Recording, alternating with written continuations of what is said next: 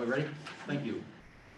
I'll call the meeting to order for the evening. I, John Henning, as President of the Board of Trustees of the Montgomery County Conservation District, have determined that it is not practical or prudent to hold a public meeting of the Board of Trustees for May 20th, 2021 in person due to the current pandemic.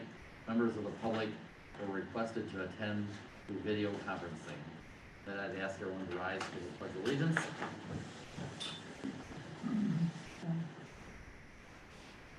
Pledge allegiance to the flag of the United States of America and to the republic for which it stands, one nation, under God, indivisible, with liberty and justice for all. Thank you. Megan, should you do roll call, please? Trustee Cook? Here. Trustee Dom? Trustee Thomas? Yes. Trustee Brandt? Here. Trustee Fritz? Yes. Trustee Campbell? Yes. Trustee Henning? Present. 6 members present, 1 absent. With that, we do not have anyone that needs a remote participation as a trustee, so that'll move us on to public comments 1. Is there anyone out there that'd like to comment? Yeah, we have Kelly Wegner. Okay, thank you. Hi, Kelly. Hi, good evening to everybody. First, I want to apologize that I'm not there in person. One of my kids is sick, so I needed to stay home today. But luckily, we've ruled out COVID, mono, and strep, so I think it's just a virus. But I do plan to be there Tuesday night and get to see all of you in person. I'm very excited about that. I just wanted to make sure I'm going to introduce the new board member. Is Ronaldo there?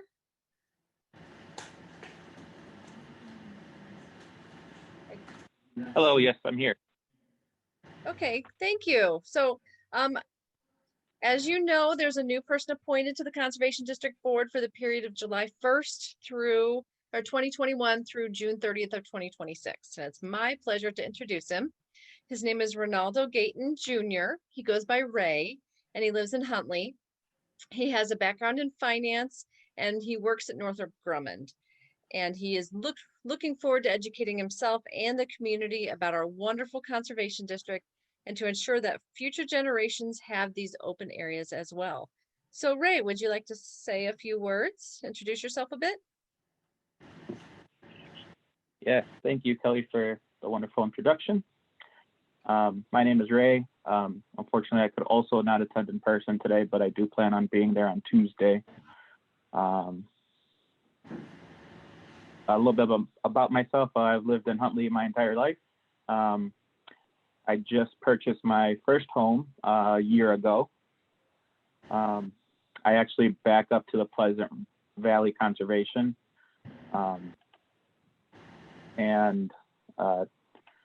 Other than that, I'm just looking forward to getting started and, familiarizing myself with some of the issues and some of, kind of get things going where I can, trying to jump in with both feet. So. Very good. Welcome. Welcome. Thank Thank you, you, Ray. everyone. Great. Okay. Any other comments out there, Stephanie? I don't see anybody, no. Okay, thank you. Any new business? Anyone have anything from the regular meeting agenda that they would like to discuss? We're good? Well, I have a question. I'm not going to be able to make the June cow. Okay. So I don't know if there's any flexibility or just proceed without me in attendance. But I could make any other day, earlier in the week, Monday, Tuesday, Wednesday. So I leave that to, Well, now that you said that, I will not be at the cow either. We'll have 5, but everyone else will have to come. Right, we also have to make it. Does anybody have a conflict on any of the other nights, Monday and Wednesday? Yeah, I'll be out of town So the week before. So there's nothing we can do to help you? Not. I am hopeless. Yes. I am hopeless. Okay. So it's June 17th? Is that when it's scheduled next time? I don't. Oh, Yes, yeah, well, 17th is the cow. Yeah. So then it would be the 16th. Okay, well, I can, so we would gain one person if we would be a Right. day or two earlier. Okay, we can discuss that, I'll discuss it with Elizabeth and see, we haven't moved many around, but maybe that would be worthwhile. I have no conflict, so. Okay, I will be here on the 22nd though. good. Well, thank you, and however it plays Okay, out. I'll see you know, what- I just wanted to. The advantage would be, since we have some special guests coming, and it's Dave's last meeting, to streamline the regular meeting. And so for any conversations that he's had at the cow, that would just streamline that event. Right, we're trying to make the cow get a lot done in that meeting, so the next meeting will, for the regular meeting will be Oh, I should shorter. streamline that meeting. Beer and wine. Okay. Ooh. Did you say beer and wine? That's what I thought he said. That's what I got in my head. Okay, remember everything's recorded here. So, okay. All right, so we'll keep that in mind, Bill, we'll talk about that. See what's on the agenda and what we can do, but thank you for letting us know that. Okay, update on Glacial Park buildings, is John leading that, or who's leading that? Yes, John's gonna lead that conversation this evening. There is no PowerPoint, so John, take it away. All right, thank you. Wanted to give the board a date on the where we are with things with the Glacial Park structure demo. You may remember that at the March meeting, I presented that the football building, the large cold storage building that's in Glacial Park, had sustained significant snow load and therefore was damaged. Didn't collapse, but obviously was significantly damaged. So in that conversation, the board a couple days later had decided to put that building along with the intern house, which is just adjacent to it, on the to be demoed list or demo list. So in the process of beginning this, has started to evaluate, and really what we want to present tonight is kind of the results of that evaluation, the cost estimates. We'll talk a little bit about the timing, et cetera. One of the first things that we did, and this was, when discussing with Elizabeth Kessler, she said, why don't, for the evaluation process, at least preliminarily, why don't we put in the mix this, the research field station, the former research field station that sits in Glacial Park. It's not too far from that. It's a lone building, and why don't we just, evaluate that one as well. So that has been included in this mix. Even though it wasn't really directed by the board, we thought, why not throw it in there? We can discuss and debate whether that's something you guys want to continue with or not later. I did want to share this as a complex project. The buildings are large, but at least one of the buildings is large. But more importantly, there are a lot of nuances about this particular set of buildings that are going to be, complex to work through, and not anything we can't do. It's just, complexity. Complexities come with large structures that have lots of utilities and things like that going through them. We know there's some asbestos there. We don't know how much. We don't think it's as much as initially thought, because we do know that some of this was abated a number of years ago when we did some renovations to the structures. We're hoping that has a lower price tag than we kind of initially had thought. We do know that there will be probably some studies that need to be done for endangered and threatened species. One of the structures that's just adjacent to this, called the Bat Barn, has a bat colony in it. And a number of years ago, I don't remember how many, a few years ago, an endangered or threatened bat was identified in that barn. So therefore, I think that this will invoke some kind of a study just to make sure that we're not displacing bats or damaging their habitat there. We know that there's going to be significant permitting issues. All the utilities such as gas, water, sewer, all of those things run through this structure. Electricity goes from one side to the other. Water goes from one side to the other. So it's going to be a bit of a challenge. We know that the permits are going to stack up because of that. It is in the floodplain. It's in the Nippersink Creek floodplain. That always invokes additional attention.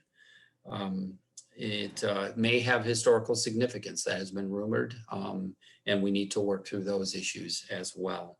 And of course, it has an insurance claim on it. All of these things will take time and energy to vet through. Since March, staff has moved forward on a couple of things. One is we immediately sent a letter to the Historic Preservation Commission of McHenry County and asked them, told them, hey, these buildings are coming down. One has been damaged. Is there any historical significance? I have not heard back from them or have not made arrangements to have them come out, or they haven't contacted me. The Historical Society did, and I think a lot of these people do cross over. They did find out that we were doing this and have contacted me and wanted to come take a look at the building. And I have that scheduled for Monday. They're going to come out. Their sites or something like that committee is going to be coming out and meeting with me. And, I'll take them to the edge of the building and let them look in and see. And maybe they can shed some light on the rumors that we've heard, that it is indeed something from the World's Fair that was in Chicago. We did contact Perderma, got a claim rolling on that right away. We've been in contact with them several times. They did send an engineer out, a claims adjuster out. They're having a lot of trouble with it because it is a very unique building. And I think to be able to figure out what that damage would cost to replace is difficult for them. They did ask for some additional information last week. We are supplying at least one of those pieces of information I've gotten to them. The other thing that they wanted to know is what would be replacement costs. So I have facilities maintenance manager Chris Zienko running down that information. Basically what we're going to do is we're going to go to one of those buildings or those companies that build big pole buildings and say, hey, here's the dimensions of a building. We need a couple doors here, here, and here, and give us your cost estimate for that. So that was one of the things that Perderma was, I told them, hey, let us give it a shot. We'll try it. We'll try to see what we can do with it. So we'll be getting that information to them shortly, and then hopefully we'll have some resolution to that claim. The other thing that we did was, because we did know there was asbestos, and anytime you take down old buildings, there's likely a chance of asbestos being there. We did recently sign a contract with a company to go out and do some investigation for us to figure out what is the parameters of that, what are we going to be facing for costs, et cetera, on anything to do with asbestos abatement there. So those three things have been moving forward as we continue to do this evaluation. I did want to take a minute and talk just for about the permits. We know that there are going to be at least 10 permits that get invoked on this one. Each of those permits have their own processes. It isn't just like we fill out this form and then you send it to 10 different firms or entities. Every one of those things has some little interesting nuance about it that's going to require time. Some of those things we have learned, and I mean, just this is our experience with it. And I say our, meaning probably planning's experience, is that they can take up to 2 to 4 months to go through their processes. So it does take a while, and that slows things down. And the 10 that we know of may trigger additional ones. We're not sure of that at this point, but that is something that will take some time on this one. We did an estimate of probable cost for this. This is based on recent demo projects and other things that we've encountered in the last few years. And the price tags on those, we know the football building's about $58,000. That's what we're estimating that demo at. The intern residence, $12,000. That's a smaller structure, just one story. So we know that's going to be a little not too expensive. The field station is $39,000, a little larger structure, and does have some parking area and road and things like that that also need to be removed. The one that you really can't attribute directly to one building or another building are these mobilization, stockpile, miscellaneous costs, things like that. They can't really, I really can't say that, a third or anything like that. You really can't do it that way because they're really all part of the whole project of building demo in that area. So the whole price tag is somewhere around $143,000. That's our estimate that we have come up with. And again, that's based on recent demo projects that have been done. Of course, to do this, this is a large project. To do it, we have to create capacity, both staff capacity and the money to pay a contractor to come in and do the demolition. And the way we're looking at doing that is to basically delay or defer some projects. We have a list of projects there. The Oguric demolition, that's a small house that's outside, or that is really on the Rush Creek complex. That one we can defer a year. It's not being broken into, or it's not an attractive nuisance or anything like that. So we'll be fine pushing that one off. The living land restoration, the site is actually done. Sites and Fleet staff was able to get in there because we had a favorable spring. They were able to get in there and get it done so that we have those resources just readily available. So that 10,000 is available. The Lost Valley Visitor Center generator, the budget on that is 50,000, but I cut that down for this project to 40,000 because Chris Yanko and I believe that I want to preserve a little bit of money to do some investigation. We know that we've got some things to look into at Lost Valley Visitor Center, but we will delay the implementation of that. It will not be implemented this year. We'll be looking at coming back, bringing a hard number to the Board of Trustees for the next budget cycle for you to consider whether that's something you want to go for. That's why I want that $10,000 sitting aside so that if I have to use it for some investigation, we will have it available. But that does free up 40,000 to do for this demo project. The Harts Road Prairie Trail Improvement Project, that's part of you may remember that the district applied for a FLAP grant, FLAP grant, for some renovations to Harts Road. That was all part of the U.S. Fish and Wildlife Service. There was some funding available for access and things like that. Well, you may remember that grant was not awarded. So therefore that $30,000 would go unspent this year. So we can apply that to it. And then the last item, the last area that we saw some money available was something that was identified for emergency repairs that's in the camp fund. And that's $40,000 sitting there. So when you take all of those projects, defer them, and then the little pots of money of projects that we know that are going to be deferred or that are already done, we really are closely matching the $143,000 that is projected to cost for this project. So that's what we're looking at doing with it. And again, that does free up both staff time and the resources to go ahead and do this project. The last couple items I'm going to cover, and that is the project schedule. Right now, with all of the time frame, there is a detailed project schedule in your packet there. With all the things that we're looking at, the permits and the processes that we need to go through to do this, we're really looking at a demo time frame. I'm going to say at best, it's late fall, but more likely during the winter time. Which quite honestly is a pretty good time to do building demo. I mean, it's just that actually is not a bad time at all. In fact, it's a good time to do it. So that's really the time frame we're looking at with this. There is, like I said, a detailed schedule. We also have a detailed probable cost estimate in there. But I've given you the nuts and bolts of it above there, the big costs, but the detail is in there as well. And the last item I put in there, Amy Peters with planning, put together a permit tracker. It's something that they regularly do on a project.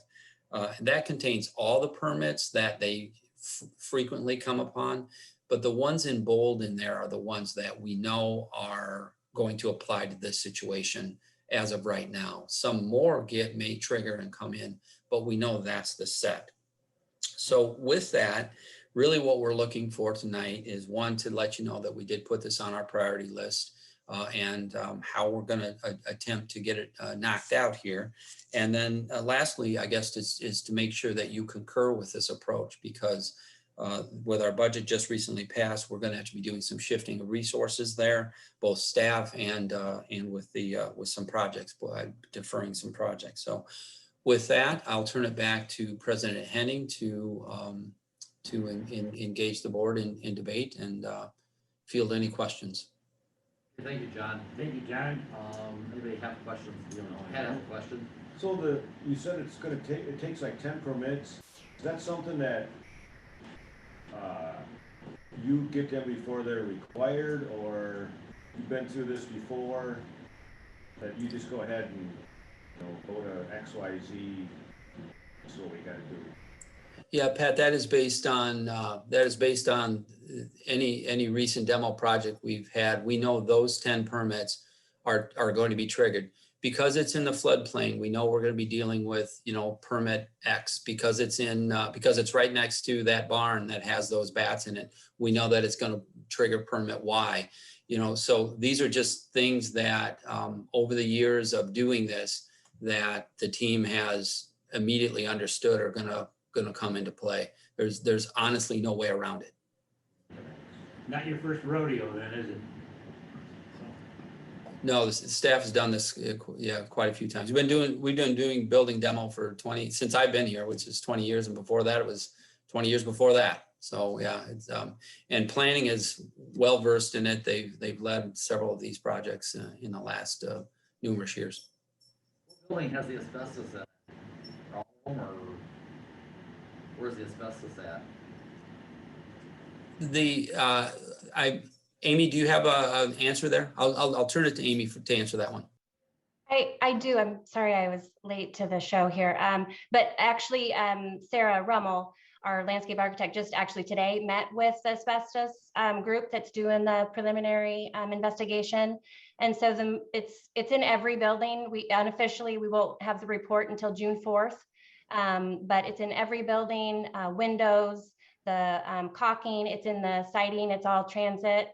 The homes have, it's in the tile, it's in the lights. They tested for the lead paint, and I believe that we were good in some places and had some in others. So some felt in between the siding on the football building. Like I said, it's sort of the highlights. Okay, thank you. I didn't know how widespread it was. Not that it makes a lot of difference as we take care of. And what's the size of that football building, John? Let's see. I think it's 75 feet wide and maybe 210 feet long. I think that's what it is. About 14,000 square feet. So Paderma's, what replacement cost would be on that? Honestly, Paderma doesn't know how to handle this. You saw the pictures of those trusses. You can't just go buy those at Menards, and so they're having difficulty trying to figure out. One of the I don't know, I think it was the adjuster and I were talking about it, and I said, we chuckled. I said, good luck getting a cost estimate on having somebody replace or build 3 of those damaged or 4 of those damaged trusses. And he said, I know. He said, I don't know how to go about this.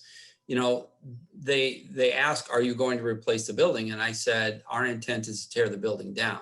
I said, we have another building not far from here that can serve as cold storage. So therefore, this is, I shared with them the truth. I mean, these are the things that are happening. I said, so therefore, our intent is to do that. And they said, well, if we knew what you were going, if we knew what the replacement costs were of a building like that, et cetera, then we could start trying to value whether it's a total loss or whether it's better to just try to rebuild those trusses or pay for rebuilding those trusses. And so that's why I said, look, to move this forward, let me have Chris, who, can get in touch with some of these building agents or these companies that build these things. I went online and they basically, you have to give them a call and tell them what you're looking for. And I think we can then get quotes on what it would take to have a 75 by 210 foot building with 2 doors. That's 2 large doors, unheated, and we should be able to get that. And I know Chris is working on it. Well, my point is I had a building just right down the road on Route 14 that I tore down because it had trusses like that broke just 2 years ago. And they just finished building the building, and I know how my insurance company handled it, and I was just, they didn't have much of a cost cost estimate. They didn't have too much trouble writing a check. That was pretty much, wasn't that kind of like standard shed though? No, it had trusses much like the. Oh, it did? Yeah, they were very old trusses. Wow.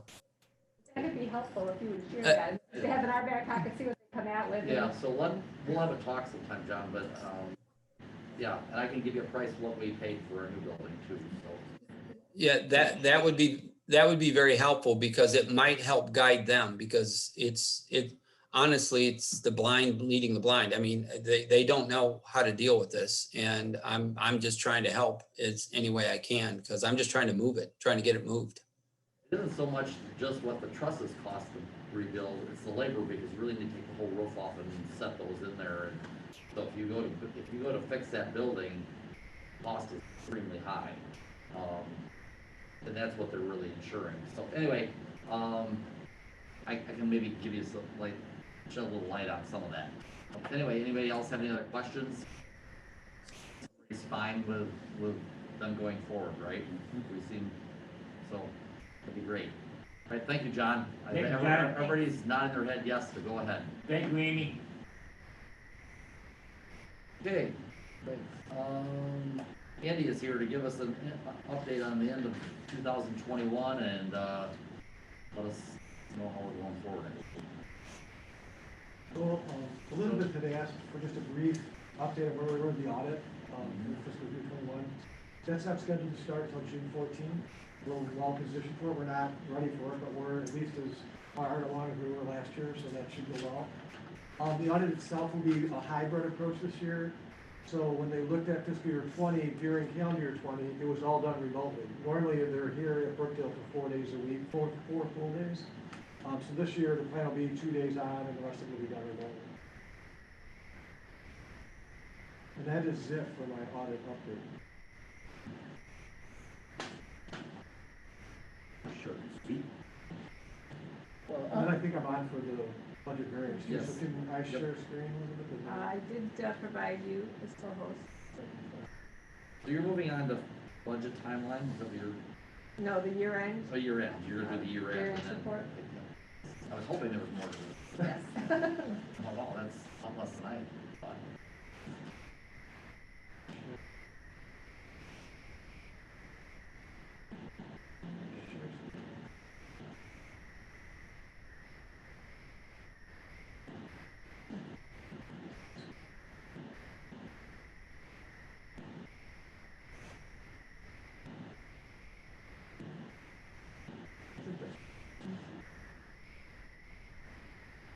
So the objective of this is just to give, hopefully, you guys a better comfort level with we ended the year with a favorable expense variance of $690,000. So expenses were $690,000 less than the budgeted.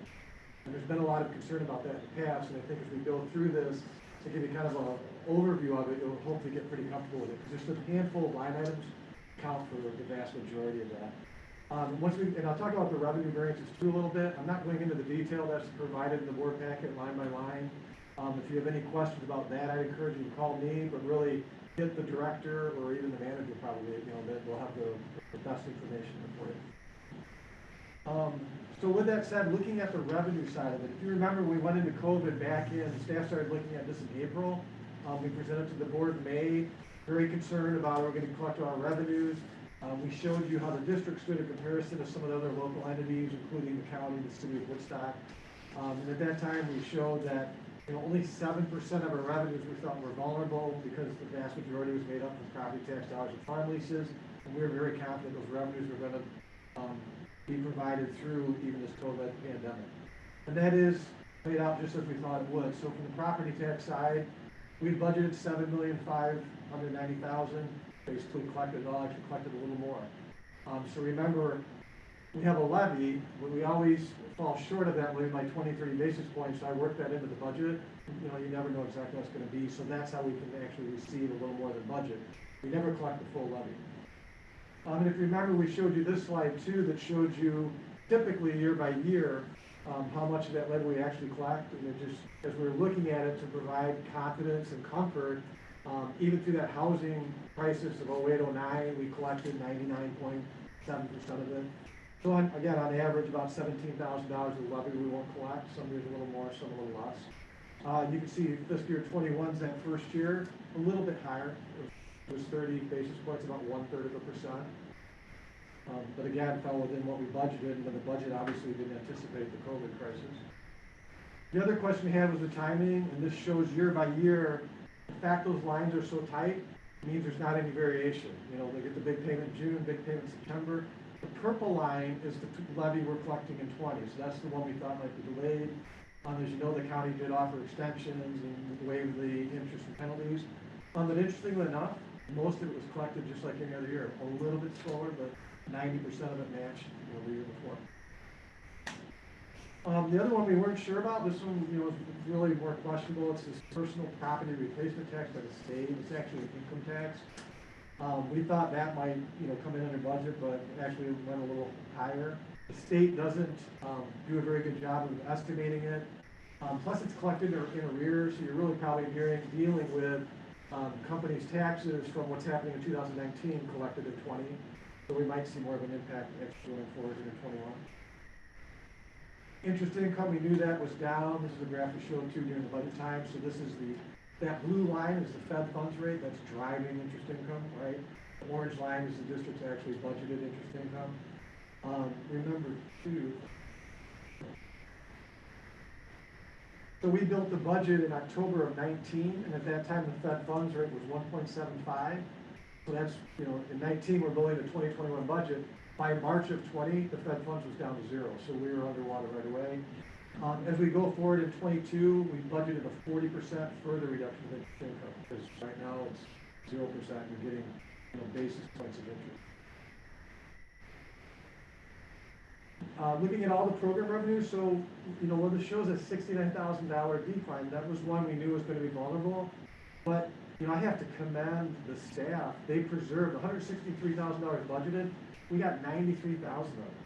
So we preserved 60% of it, and that's, you know, through all the hard work of the people that are out there keeping the sites open, maintained, and nice. The big one is the education program, $50,000 less than budgeted. That was offset substantially by $38,000 of educational program expenses came way under budget. So most of that's offset. We'll look at that in a second. Farm leases, the big one there, we had budgeted $4 a bushel. The actual was $3.88. That drove most of it. There were 68 acres that we pulled out of production too from flooding during the year too. We didn't anticipate. So we were under budget and revenue there, $38,000. Other leases were right on. Their contracts were pretty easy to budget.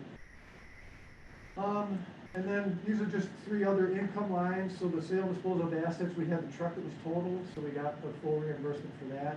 The other big one on the bottom is other miscellaneous. We show $67,000 of positive variance, so we collected more than we thought. And that's really driven by that CARES grant. So we collected $46,000. That was directed by what grant? The CARES grant. CARES, COVID, yeah. The COVID mitigation, urgent remediation grant. A lot of work went into getting that, but kudos to staff. So total other income came in actually above budget. So total operating revenue came within 0.1%, just $11,000 in the budget. There's actually an accounting gain. The small one is 16 grand, and I'm not showing here because we're not actually going to ever receive it or try to book it. But for all practical purposes, that's only $11,000. That's pretty amazing when you consider the circumstances where we were. On the expense side, and if we're going too fast, let me know, I'll slow down. Great. Any questions come up? So under wages, we show a total wages for everything, budget to actual, a positive variance of $189,000. On the full-time, that's a negative variance. That's because we had several full-time people retire. We have to pay out that PTO. Additionally, there are several positions where we changed the grade. We increased the grade that wasn't built into the budget. The restoration of colleges is one of them. And the other big one we knew about was the seasonals. We knew early on that, you know, we thought some revenue might be at risk. The other big unknown as we went into this is they were saying if you offered even verbally a seasonal position and then you couldn't hire them or bring them on, you might be on the hook for the full unemployment cost of that. In addition to that, they were talking about the federal add-on of $600 a week and who was going to be responsible, and they couldn't even say at the time how that was going to get paid, whether or not we'd be on the hook for or whatever. So the really smart, easy thing to do, stop the seasonals, freeze it. It would have been difficult to manage anyway. So it worked out good. But total wages then came in under budget by $189,000, largely drove by that seasonal freeze we did. Then all the benefits together, right on budget, is $7,000. It's unfavorable. That ties, so it's the total benefits, insurance, FICA, pensions, $7,000 more than budgeted. Obviously, we can't predict all the insurance selections people are gonna take, but it really ties back to the full-time wages that are a little bit higher than budgeted. So that's really driven by it. But again, a very small difference, 0.4%. Total personnel then, $181,000 in the budget. So that's, almost a third of your total variance. And then just looking at a couple lines, so these represent, when you look at that budget variance, it's department by department. So each department has an education and training line. So what I've done is I've taken all the education and training from all departments, brought it back together, and you can see there's a favorable variance there of $22,000, and that's because lots of people are working remotely, lots of trainings and webinars were canceled. They couldn't bring people together, so there's a big savings there. The other one that goes hand in hand with that is employee other expense. That's meetings, that's mileage reimbursement. I'm bringing in a couple different lines under employee other. Again, a lot of remote working, the meetings weren't happening, so there's a pretty significant savings there. So collectively, just from those two sources, it's $42,000 savings in budget. This one's really interesting. So this is the IT support services. This is what we paid Concentric, to do IT support. We budgeted $53,000, and for fiscal year 21, we only incurred $18,000. Thank you, Stephanie.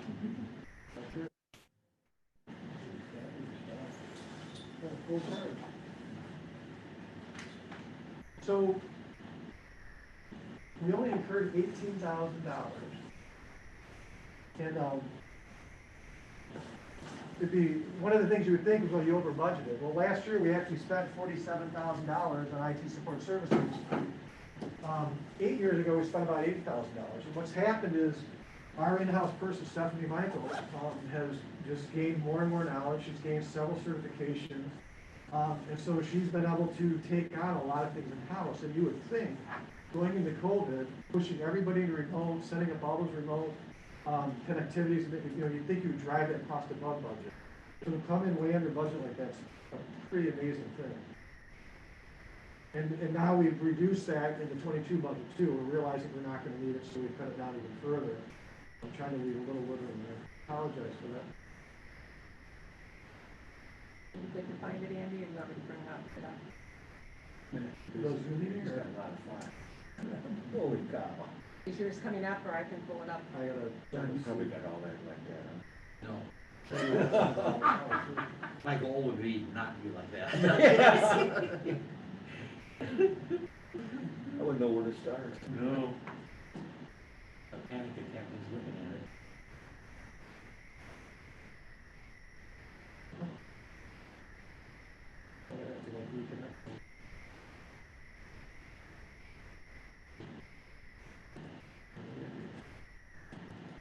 Can I restart a little bit to be sure? I can share mine. I mean, if you want me to share? Well, there's gonna be a lot of, I'll just restart it, shoot that in a second. Okay. Because we'll be going back.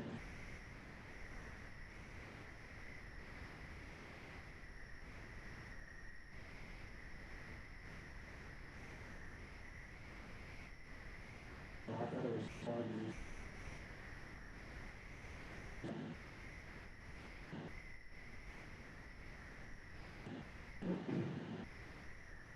Well, that was in your meeting, like Saturday night.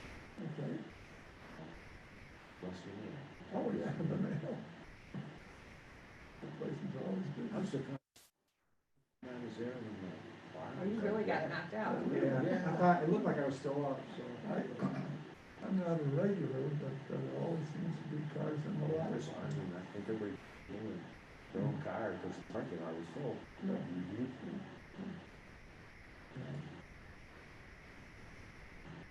Pretty close. We have a good ice cream store next Yeah, I said, as long as they're here, we must have checked that out. So went to the drive-through, Yeah, or perfect. drive up, whatever it's called. You can buy one for your dog too. Oh, yeah? Where is that? Where is that located? Ringwood? Ringwood. Yeah, okay. It is delish. I've only had the ice cream. Oh, I've never eaten. Oh, you have it? Their fish is good. yeah. You like fish? I do, Friday night, yeah. So that's IT support services, favorable budget variance of $34,000. And kudos. Again, thank you, Stephanie. Yeah, thank you, Stephanie. Then these other two, office supplies and equipment, again, a lot of people working remotely, there's just not as much spent, so the $20,000 savings there. Property taxes, that's just one line item. I came in way under budget in 20, so I under budgeted, so I beefed it up about 5%. We had a few things taken off, so $12,000 savings there. Appraisals and surveys, you know, we don't know, it's really, that's a Lipner number, but they don't know what they're gonna need as they go through, you never know what threat, what opportunity is gonna come up. There's a placeholder there, $19,000, they only spent 6,900 of it. So again, collectively, those four things together make up another $80,000. Maintenance and repairs, so this is, you know, district-wide, it's mostly, sites and fleet, there's a little bit of Lipner there in the equipment, a little bit of facility maintenance. But again, without the seasonals, if you look in those budget variance reports, you'll see there's some cost savings. Mine gone, No, you still got it. No. Okay, you're good. I saw that moving over there. Yeah, we got you. So if you look through the detailed budget reports, you'll see some of these savings were from cost savings, but many of them, because they didn't have seasonals, they couldn't get to all the projects. So again, there's a $96,000 favorable budget variance there. And then this is the educational supplies, so that's the programs that they didn't do, that's the $38,000 we talked about, largely offsetting the $52,000 of lost program revenue.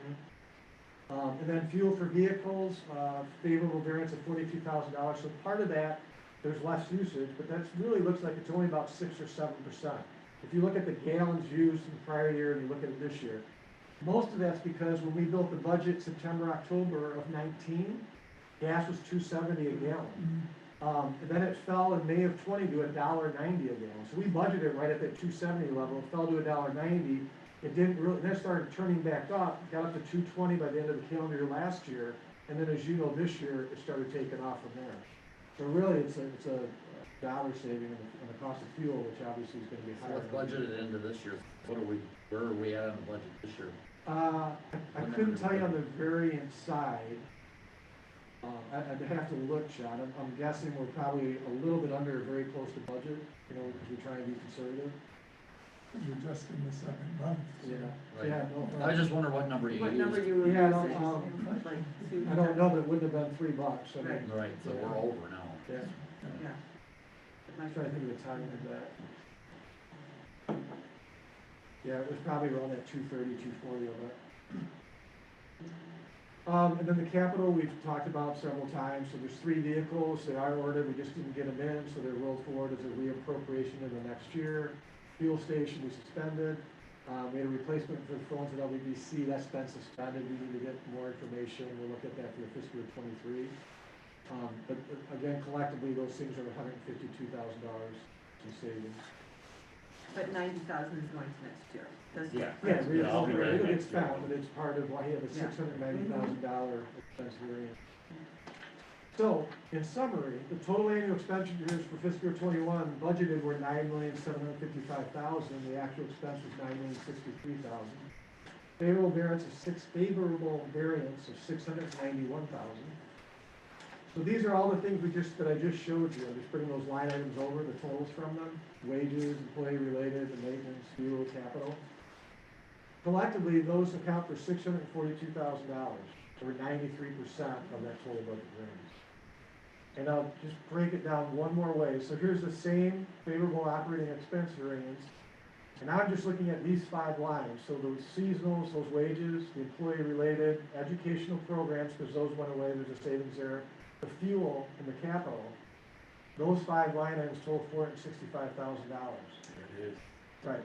So if you back that out, the remaining variance is only $226,000, or 2% of the total operational budget. Andy, I'm glad you're doing this. Yeah. I really think this is a great thing. Yes, And Andy, how then does that figure compare to, other years where there was no COVID and, We got beat up one year So because we're gonna get to that. Okay. Actually, the next slide's a Yeah, there's more good slides starting over point. there. So this shows those kind of the main categories in the budget variance by year. So the first group of bars is the revenue. So it's showing you the budgeted revenue variance for fiscal year 21, 20 is the orange, 19, 18, and 17, right? You can see for 21, we just talked about, it was very close to budget. I'm struggling on this, say it again. I'm struggling on your So graph. if we look at the first 5 bars on the left, Okay. it says revenues under them, right? Gotcha. Correct. Each of those numbers represents the variance from budget for a fiscal year for revenue. So the first little bar, it's negative because we were within $12,000 or $11,000 in budget for the fiscal year 21. That's what we're talking about. You move over 1 year, and you can see it says fiscal year 20. So last year, the revenues were $226,000 more than budgeted, right? You go over 1 more year, it's 19, and they were $246,000 more than budget. That's about 2% for revenue. When you're 200, 2.25 is about 2% of the total revenue, right? And if you go to 17, I'm still under revenues, you can see it was very close to budget within 19,000 bucks. Okay. Now you move over to personnel, and it does the same thing from years 21 through 17. We talked about 21, that's the seasonals. You put the seasonals back, and that's basically gone. It's almost right at budget, right? Last year, it was very close to budget. We had some big variances in 19 and 18. And those Under really, personnel? Are you under personnel? Yeah, so that's the middle, yeah, personnel. These are So expenses. those 2 tall categories of 273 in fiscal year 19, 311,000 in fiscal year 18, that was when we were holding positions frozen using attrition. That's calendar year 17 and 18, so it's backing up quite a bit. And we were doing that to try and find a funding resource for the camp.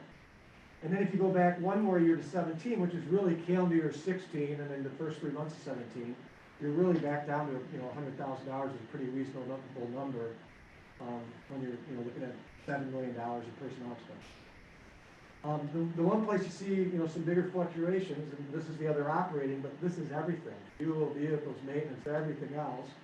And you can see if you start in 17, so that's the tallest number on all of these there, that $500,000. It's been going down ever since until we hit this COVID year, and a little bit of a kick up in 20. But you went from $500,000 of a budget variance in 17. If we didn't have COVID, this would probably be a very small variance in 21, if any variance at all. And then lastly is capital. We've been pretty close on it. You can see there's not a lot of variance there. This year it was big because we didn't get those vehicles in and we kicked off those other 2 things.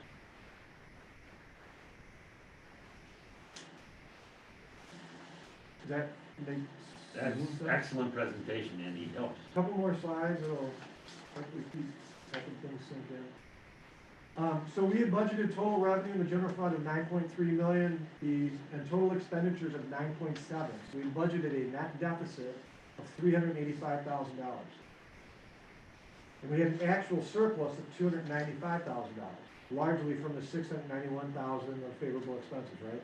So we had a favorable variance, net variance of $680,000. But the thing to focus on, the net surplus was $295,000. However, we also budgeted a permanent transfer for the pitch and pay down of $1.4 million in 21. And so the total reserve spend for 21 was budgeted at $1,867,000. We did make that permanent transfer, we paid off that loan in November. So in the actual spend and reserve change, the reserves went down by $1.18 million, or $1.2 million, you can round it up. So that's how much reserves actually decreased for fiscal year 21. Again, almost $700,000 less than we budgeted for, which is a good thing, but still a $1.2 million decrease. Just shows the blue line is the reserves, general fund reserves, the growth year over year. The green line is the net operating surplus, and you have 2 years where there was a deficit there. And so really, as each green bar grows reserves by the amount of that green bar, because that's the surplus growing reserves year over year. So if you look out to 2021, the net operating surplus is $295,000. Now, if you took away, the seasonal savings of $190,000, we'll call it, and you added back the capital, this would be a deficit. Just in those 2 line items, you'd be spending more than you took in.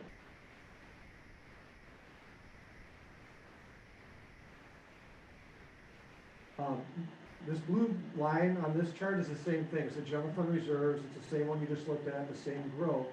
What it's doing now is the purple bar represents the unassigned fund balance within that. So we didn't start assigning any portion of the general fund balance until 2017. And then we started assigning that, the first green bar, 3.6 million for the camp. It's sitting in the general fund, and we assigned it for the camp needs going forward. In 2019, that number became 3.2 million. That's the green bar from 2009 fiscal year 19. And we've held that camp assignment at the same. We haven't changed it since then.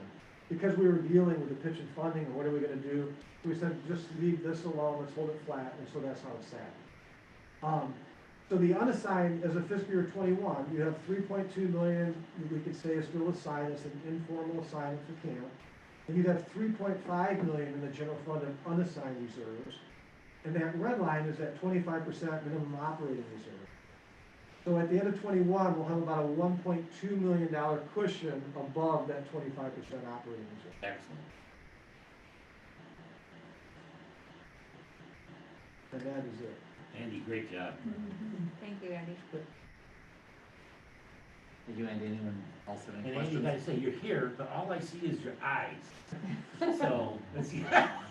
Well, as I tried to digest these numbers, I was thinking in terms of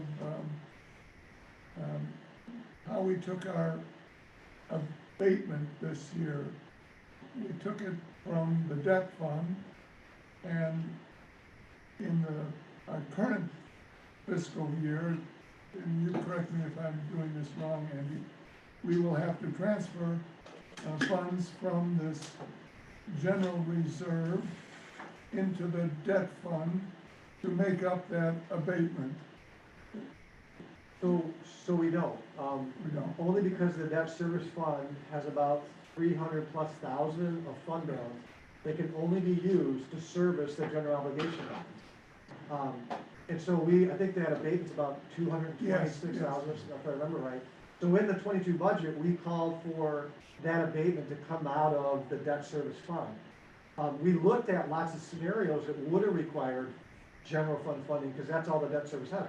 So if we had to do this again, you'd have to look to the general fund, because there was really only enough fund balance in the debt service to do this one time. Oh, okay, so that was, I guess, what I had forgotten. We've got that covered one time. 1 year, right. But if we do this again, because the pension funding solution runs out for 4 more years, so that liability, interest to fund those pension bonds is gonna occur annually for the next 4 years, and we will be responsible for that from, will that be coming from the general fund? So no. No, okay. So the interest payments we've set aside, so after, there was enough fund balance, to cover the abatement of the debt service fund, but on a separate note, now we have these debt certificates out there. Yes. We have to pay the interest on them, and we've set aside it's only $30,000 a year, it's very affordable funding. We set aside, all those funds through 2025, so almost to the very end. We might, and again. Fine, Yeah. so that's not. Yeah. We set up a separate fund for the debt certificates and transferred that interest to cover those. And that was all through the financing, and we cleared out the pitch and loan. It took all the available fund balance from those and just put them together. And it's enough to pay the interest on it through 25. Well, very good. And, I think, That makes, both those questions make it so you can sleep a little better tonight, right? Right. Unless you think of something else to work on. That makes me feel better. There's always something, John. Yeah, there is, isn't there? We need rain, right? Yeah, we do. Hey, Andy, thank you very much. Thank you, Andy. Anyone else have any more questions? All right, very good. So we'll take this as the budget timeline. And that was sent out. That's Andy, I guess. Yeah, so it's primarily, and Andy, since you're here, you can take this, but we're on that accelerated schedule as we've been in every year. And, one of the things that we continue to do is trying to bring previews to get in front of, so that the items that, before you're seeing the budget all put together, as we're getting that you'll see sometime this summer as staff is thinking about some projects and activities. But they will be updating to us their capital asset management plan, the camp plan, and that's a 3-year plan. So they will be refining that so that we'll be prepared to have a conversation. At the July meeting, that will be the time for you to set your budget directives for the year. And that's our marching orders. So then we can go back and begin to get the worksheets out to the team and have them begin to put all the inputs together to prepare that. As you know, in September, that's the date we have the levy.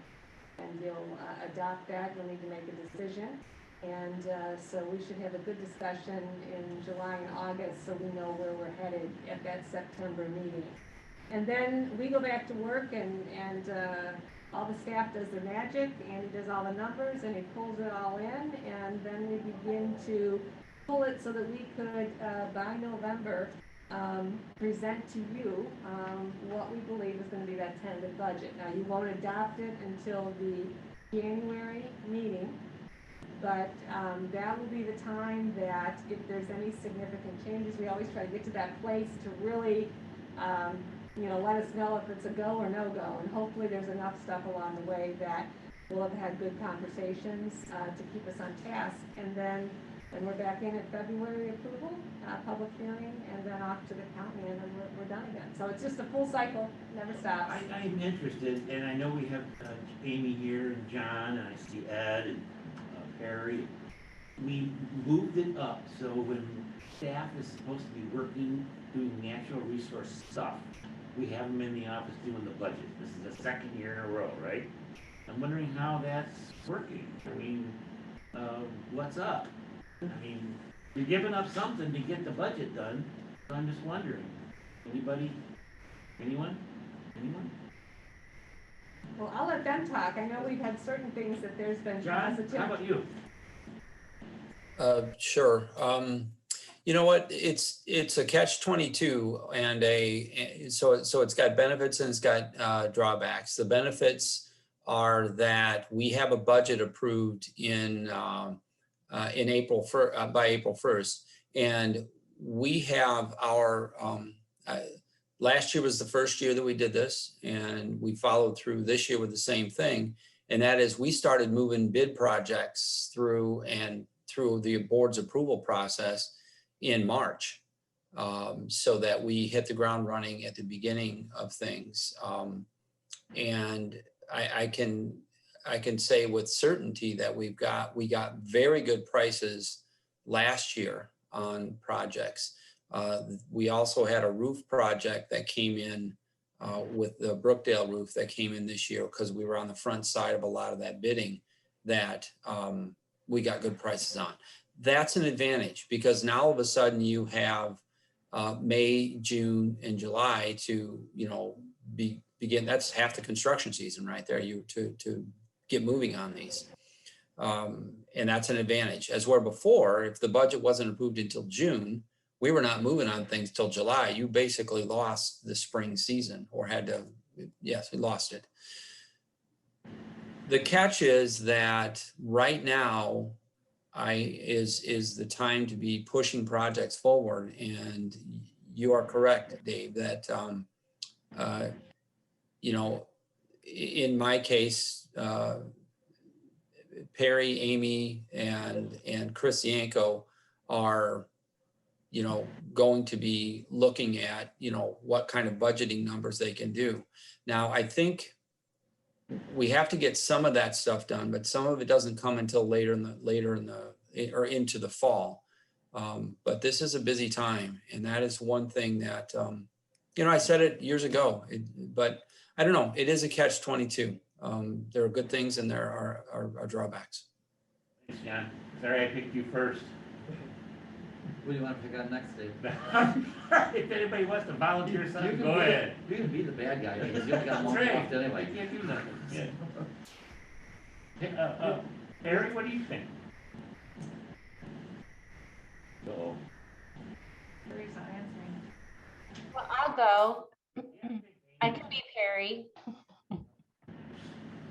Yeah, go. again, I can only speak for the camp, and I think again that we have done such a good job of, with the 3 years, and so we talked about this, that the priorities are easy enough to do right now.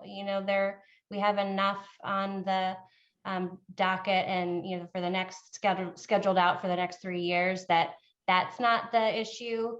But pricing is, because we're giving you a price in June and you're not seeing it until a year later. So as long as you understand that the estimates and the pricing is delayed, I think that's really the bigger challenge than setting a good priority list. The board needs to understand that there is things that have to change. And there's just a lot of time in between, through the process. But I would also concur with John in that little bit of extra time in the spring it does help. But again, I know that's different for Perry and for Chris, because they've got more moving parts with their larger general, fund projects. And so it's probably a little bit more challenging, for them. Thank you, Amy.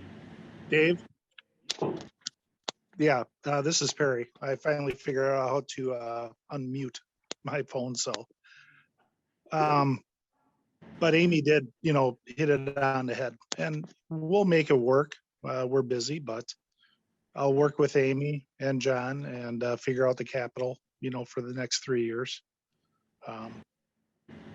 We have some in-house projects that, may have to be delayed a little bit or deferred, but again, we'll get done what we can.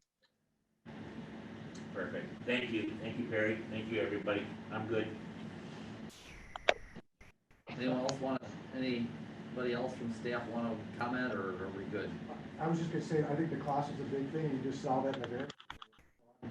When I was doing the interest income, it was 1.75, and all of a sudden, 3-4 months later, it's 0. Or had we been doing this in December, January, I would have picked up on that and we would have seen a different number. Same with fuel, almost same. But that is what it is. As long as we can sit here and look at the variance and understand it, be okay with it. The world the way it is, though, no matter when you put it in there, 2 or 3 months later, anything can be off. Yes, So sir. Very good point.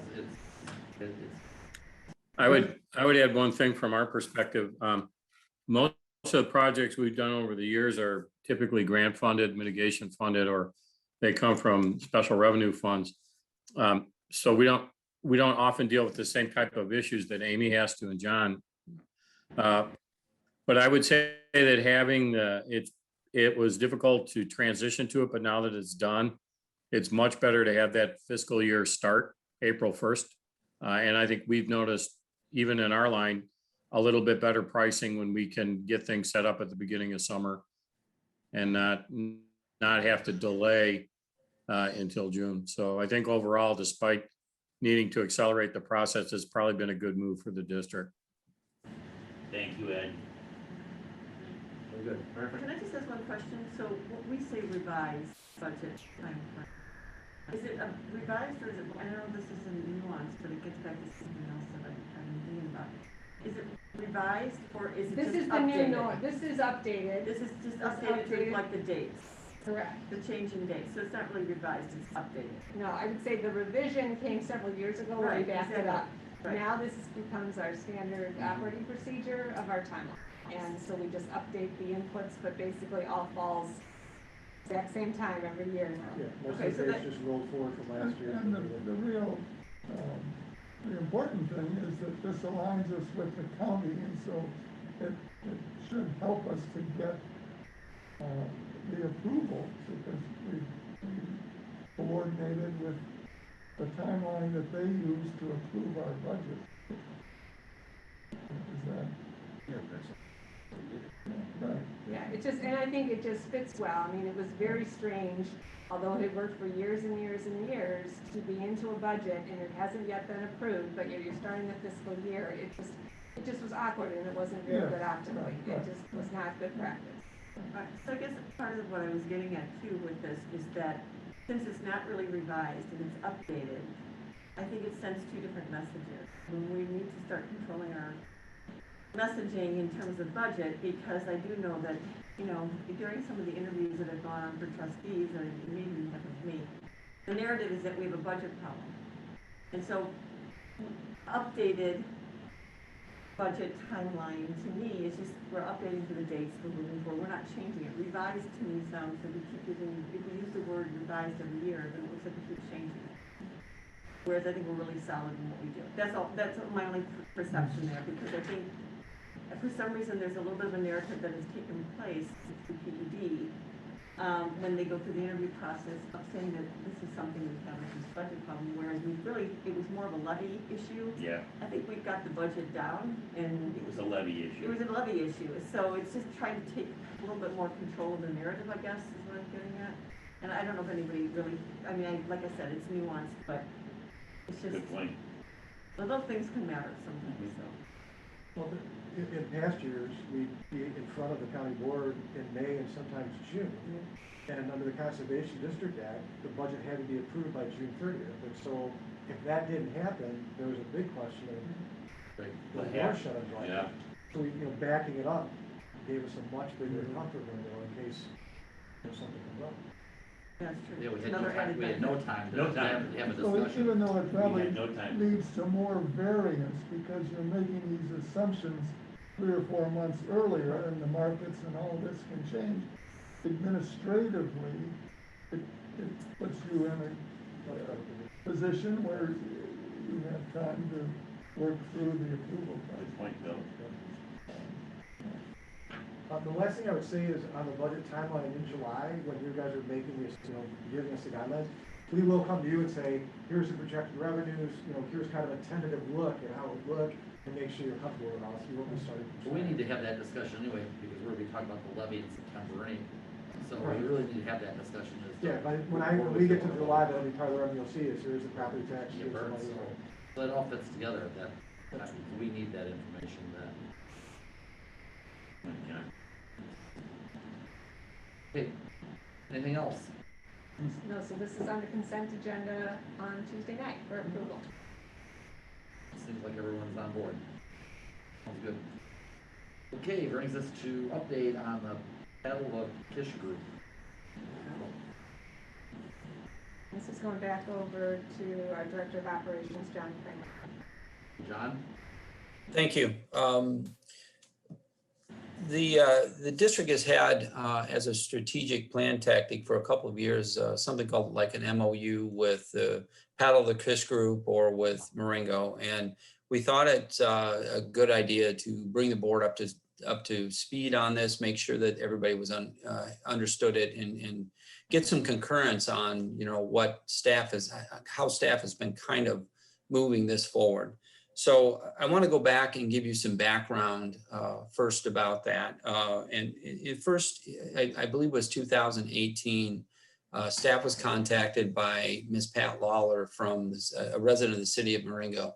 She was working with a small group and with the city to establish a paddling trail on the Kishwaukee River that goes through Marengo.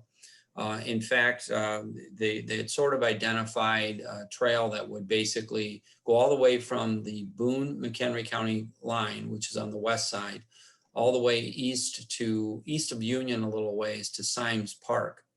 It's as the crow flies, it's about 10 miles. But as a river goes, it's many more miles than that because it meanders back and forth. We don't know how many miles that river course is, but we, based on an aerial look, it's about 10 miles. There is a water trail that is established at the Boone-McHenry County line and goes downstream into Boone County and then on to Winnebago County. But it has not been really identified and cleaned out. And that's one of the things that this group was looking to do. At some point in time in contact and discussions with that group and also the city of Marengo, we had talked about an MOU with the city that would sort of, that would put together the parameters and kind of and how it would function, et cetera, some of the objectives. because the Conservation District owns a substantial amount of property out there through which this river course goes. And, you know, so the district was not opposed to it, you know, at that time, but we did, you know, reference, we didn't have the resources to do it. We were already strapped. So therefore we were not taking a lead on it at all. So we were kind of looking for maybe Marengo to take a lead, and we would work with them through this MOU. Well, that MOU didn't really happen with, it didn't happen with the city. And we had, you know, talked with the city administrator about it at that time, and there really wasn't a lot of interest in moving it forward, at least on the city administrator's part. About a year later, the city, and with actually Pat Lawler with the city's blessing, applied for a boat access and development grant called a BAD grant. And they were awarded that it was for a couple of launches, I think on city property near Marengo. That was awarded, but shortly thereafter, the Illinois Department, it was a grant to the Illinois Department of Natural Resources. They were the granting agency. They had a problem with the fact that a lot of the land was privately owned in the river, in the area that was proposed for the water trail. So, and as far as I understand, those issues were never really resolved. It was about private ownership and the ability for somebody to shut off the paddlers and whatnot.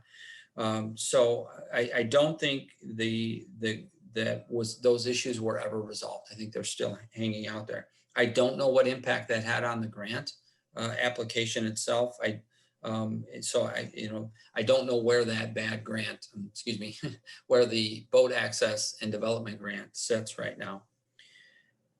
This year in spring, March, and this is what really prompted me to bring this to the team's attention, that there was a permit request to do for Miss Lawler's group to do some stream clearing on district property. Using her volunteers, et cetera, and on multiple properties that the Conservation District had. We did learn that the city, or that the group, was not part of the city or anything like that. They were not a volunteer group from the city. So the staff did deny the request, and it was based on the fact that there wasn't anybody providing any sort of indemnity or insurance or anything like that for this volunteer group. So therefore we didn't feel we could do that.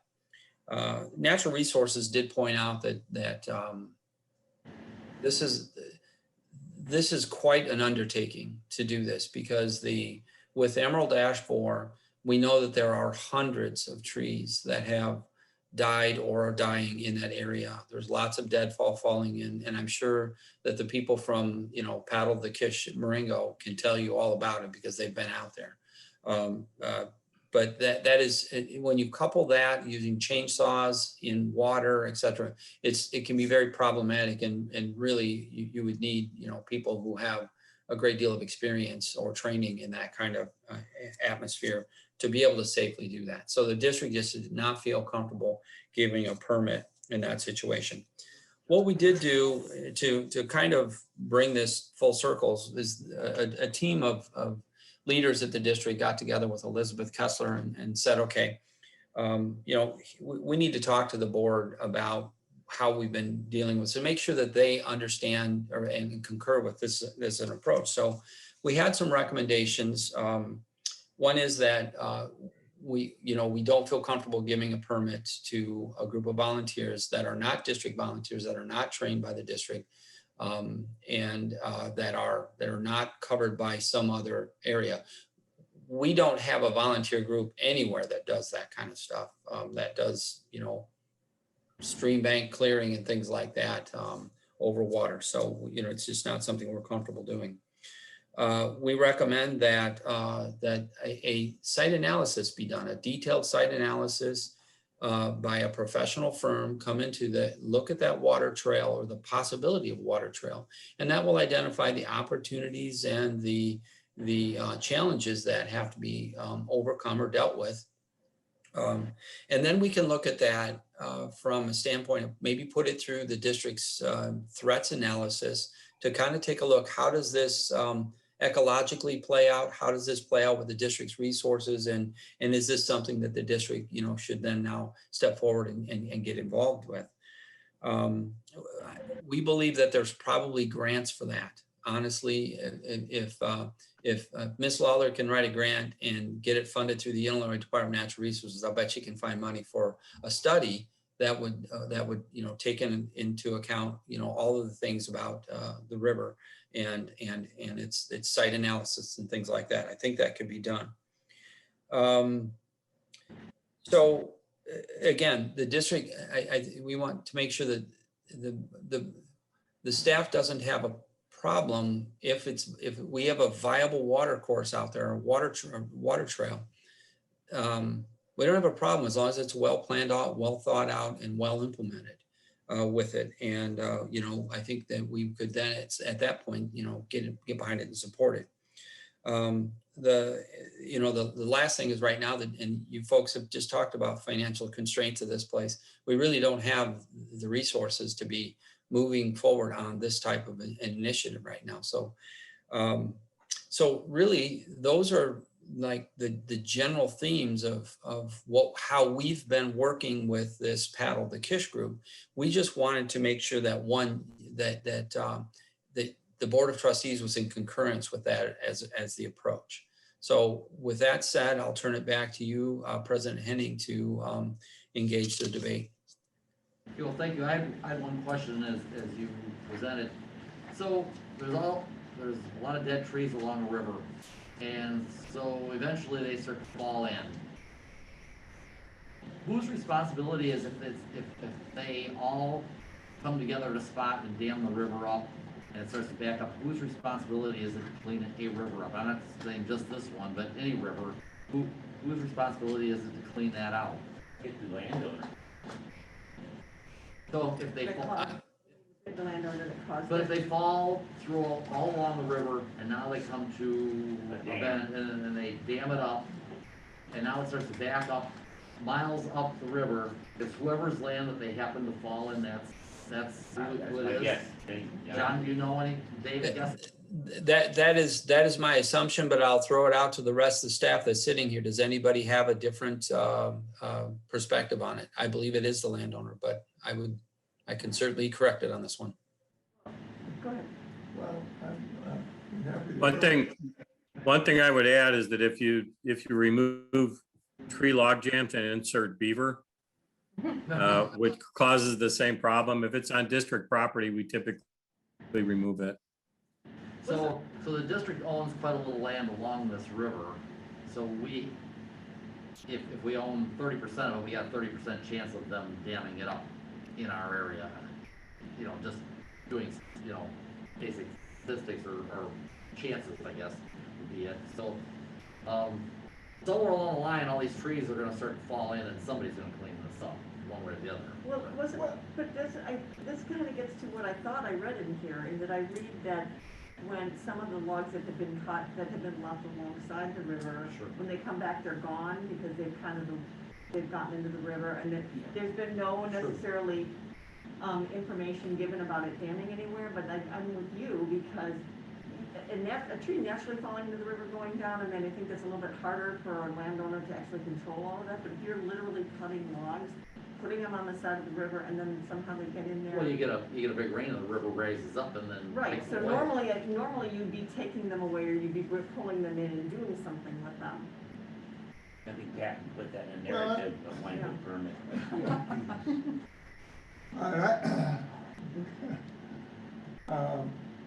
I enjoy fishing, so I have the time on my hands. I took a float trip down the DuPage River, and I believe it was DuPage County property. And one of the nice things about a float trip is it's not, you don't expect it to be manicured. You expect some type of natural. And if you're fishing, you like structure, which involves, trees and brush and things that, provide habitat.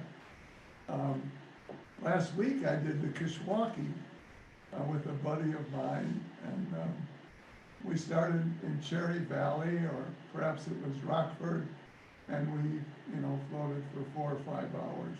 And it was a guided trip, and we put in and took out at public facilities. Obviously, we have the Nippersink here, and there's landings at Keystone and Pioneer, and I've made that part of the trip. I haven't gone Pioneer to Chena Lake State Park, but I don't think people who use the river from the point of view of fishing expect it to be manicured. And fluctuations in water level and fluctuation in where deadfalls wind up. I mean, that's part of a natural area. I'm sure we have experience on the Nippersink. I don't know what provisions we take if a tree falls into the channel. From my perspective, it's, that's just what a natural area should be like, and it'll take care of itself. Obviously, if you've got a dam someplace, that could be another issue, but I think that's actually pretty unlikely. So the district has contacts in all these park districts, Winnebago County, Boone County, Rockford. These are areas that have river trails and have active recreational uses, whether it's kayaking or fishing or whatever it might be. I don't think we have to reinvent the wheel here. There's already management principles probably in place. The issue of the private landowner limiting access, my very simple understanding, but I would think a lawyer could answer this for you, is if you're in the water, the private landowner has no control over you. So if you float in or walk in, he can prohibit your access from the bank to the river, can keep you from crossing his property. But if you're on the river or in the river, he can't prevent you from moving along the course of the river. Yep. So, I think whether we can afford to do some of these things, I think that's a budgetary issue. But I think the goal of the district should be to maximize these assets. The Nippersink, the Kishwaukee, whatever it might be. Thank you. Pardon me, am I allowed to talk? Pat, well, normally be during the public comment, but since we're on this subject and we know you're passionate about, I'll make a exception now, but I wouldn't make it for 20 people, but I will for one person. So go ahead. Thank you. I appreciate that. Since we were on the agenda, I assumed that that's where we would be talking about this. So that's why I didn't comment on the public section. I'd like to introduce Tammy Sava. She's part of our steering committee. Also, Ed Wiskerna was supposed to be coming later, so he might be in the waiting room waiting to come and join us. They're part of our 12-member steering committee. We have 869 volunteers on our Facebook page. So we've gathered that in 3 years. This is our 4th year. And I'd like to kind of correct some of the misinformation that's been passed around. The bad grant is dead, partly because of the private landowner issue, but actually that year, all the bad grants were denied because of COVID. So nobody got a bad grant in 2020 and they didn't offer them in 2021. So I'm past that. It was for Highway 23, and we have new plans. In the 3 years that Paddle the Kish has been in existence, we use Natural Land Institute in Rockford as our fiscal agent. So we're not an actual group, that we have no standing anywhere. So what we've done is we've constructed 2 launches, one at Seams Park in Union on High Bridge Road, and that's private property owned by the Union Lions, and they paid $2,500 for us to build the launch there. The second launch we constructed was at Woodbine in Marengo. That's in the middle of Deer Pass subdivision, right along the river. The city had 35 acres that they gave to us to do what we wanted to do. So we put a path and a driveway and a parking lot on all this property, and it's used daily. It's amazing. It didn't occur to me that people without a boat would want to walk on this path, but it's very heavily used. It's awesome. Besides that, from Seams Park to using the south branch of the Kish, we went to Seams because the Union Lions offered, so I was not going to turn down a free parking lot. So from Seams Park to County Line Road, which is where your launch is 14 miles, pretty close as the kayak floats. It's 10 miles by the Crow, but it's about 14 by the kayak. And we have cleared 9 of those miles in the more than 3 years that we've been in existence. The ash tree issue is not an issue because there's hardly any ash trees there. They're mostly silver maple. And the property that we've cleared is Seams to Ritz Road. All the way, everything east that you guys own is all clear. It's done. We were standing in the river. We were not standing on your land when we did it. Then from Ritz Road west to past Thorn Road, it's still a little dicey. And from Mill Stream to Deer Pass still has to be done, but only a little bit of it just before Deer Pass. The rest is already clear. So your big chunk of land is halfway to county line from Thorn. And there's actually no trees there. It's all field. So you really don't have much of a problem with trees. In my research, when I started Paddle the Kish, I called Dan Kane from Boone County and Rockford Park District and all the Boone County Conservation District. And pretty much what everybody does is don't ask, don't tell. So the Conservation District or the Park District owns the land, owns the launch, and magically it's clear. The way that happens is there's a group called Water Trail Keepers. And so as a Paddle the Kish person, like they do in Boone County and Winnebago County, there's a Kishwaukee River Water Trail Keeper. So people are put in charge of certain sections of river, like a half a mile or a launch. And so it's their job to keep it clean, clear. If they are not a chainsaw person and they need to get a log out of there, they just call the group and we come and help. The way we clear a river is pretty much using waders, although the river is so low right now, you can probably get by with knee boots. And chainsaw the log and you throw it as far as you can out of the river, or you let it float down the river. On either side of the Kishwaukee, in our 14 miles in our county, the river the riverbed and the wetland around the river is all wetland. There's no buildings in any of those 14 miles. And so it kind of doesn't make any difference whether you float it down the river or you throw it on the bank. We try to aim for about 15-inch chunk of logs, saw off the branches so they don't get tangled downstream. And we've not had a problem.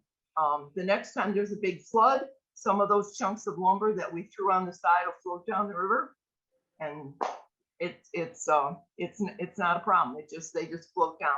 I'm hoping for such a big work day that we have to alert Dan Kane that our logs are coming his way. So far, we haven't had that problem. So our volunteers sign a Paddle the Kish waiver, which is meaningless pretty much, and a City of Marengo waiver, which is also pretty meaningless. We could certainly add an MCCD waiver to that. I mean, the city of Marengo doesn't own very much of the land. They only own from parts from Deer Pass to 23, to the one little section after 23. But it just makes it more official. We only use experienced people that are really good with chainsaws, and we've not even had a cut fingernail.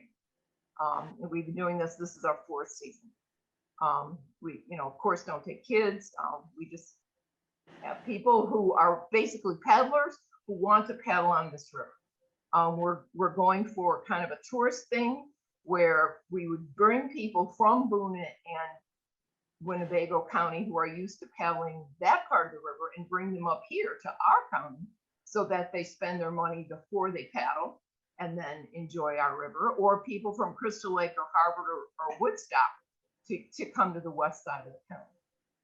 So that's pretty much what we've done so far. It's 9 miles is clear already of the 14. So we've done it. We just have a little bit more to go. Kudos to your group, Pat. Very, very neat. I have to say, you have cleared things up for me. However, I cannot, as a trustee, forget about the insurance issue. If someone on our property gets hurt, that is an issue for me. And Pat, regardless, we still have a problem with getting our levy. We still have staff with their cups full, and I can't, as a trustee, tell them that working on this when everything else that we have is still trying to be addressed. So I respect what you're doing, but that's my point. That's where I am. I understand. We're not actually asking for any money at all. One thing we would ask for is to use the Ritz Road access. Off of Ritz Road, you own a piece of property that has a hunter's dirt road on it. It goes west and then it goes north pretty much to the river. And that would be an awesome access. So a lot of your resources are used in the eastern side of the county, which is more people, but we would say that Kishwaukee is, it's a river, it's not a creek. We have fewer people and more river that the whole county can use, and the next county's over. If we just have a few more, we would like, ideally, I'd like a launch every mile to have short, family-friendly kinds of river travels. So we could really use that. Spend a lot of money on the east side of the county, you're right. Okay, so that's your ask right now is for Ritz Road access? That's what you're asking for? I've spoken to John about it. The day I discovered there was already a road there, I was so excited. Okay, so that's what you're asking for right now. Yeah, Lynn has a question or a statement. Well, the statement, because I haven't seen this area. How is it that we're clear? I mean, and this might actually sound very intelligent, but you're saying that you're in the river clearing the trees, but we're not on district property. So I guess I haven't seen this area. And so how is it so none of the trees are on our property, or, I mean, are they just in the middle of the river? I think they fall from the shore into the river. So these are trees that are already down? Yeah. Assuming so. Is that what you're saying, Pat? The trees that have already fallen in the river? Yes, and we clear a path about 10 feet wide. We don't disturb the land at all because that involves the Army Corps of Engineers. So we pretty much leave the root ball. We just cut off the branches and the 10 feet wide. I'm sure you've done this when in clearing the nippersink. It's a basic river clearing technique. That's housing for fish and other mussels and that sort of thing. So we don't take the whole tree out, just 10 feet to get through. Pat, what's the average width of the Kishwaukee or the branch of the Kishwaukee that you're talking? Up at Seams, it's about 20 feet. At Highway 23, it's about 40 feet. Okay, thank you. And the average depth is probably, well, low It seems right now it's probably 6 inches. Right. I haven't been there lately, but I was in around Millstream last week and it was about 18, 20 inches. Right. Sure. getting lower by the day. Okay, so I have one more question. Go ahead, Lynn has a question for you. Because this is not obviously my area at all. So what is the best, I mean, like maybe Ed could answer this, or when, you know, we had the, over here, the river when we restored it, what is like best management practices in terms of what you would do with trees that are down and you're taking them out of the river? I mean, did we leave them in smaller chunks and just let them, and I understand there hasn't been a problem. I guess in my mind, I visualize downriver, and there's a lot of things that can happen much further downriver.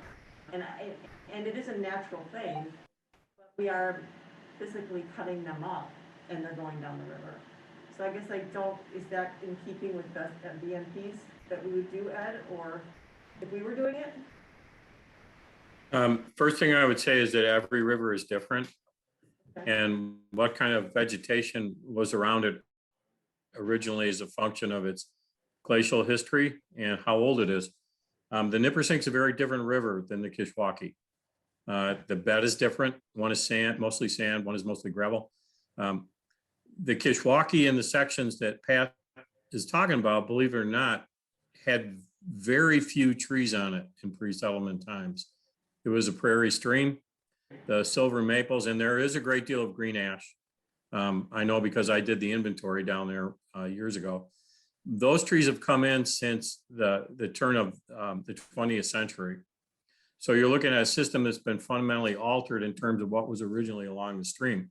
Now, having said that, you know, that's what's there now. So that's how you kind of work with it. I would say that there's plenty of fish habitat in the Kishwaukee.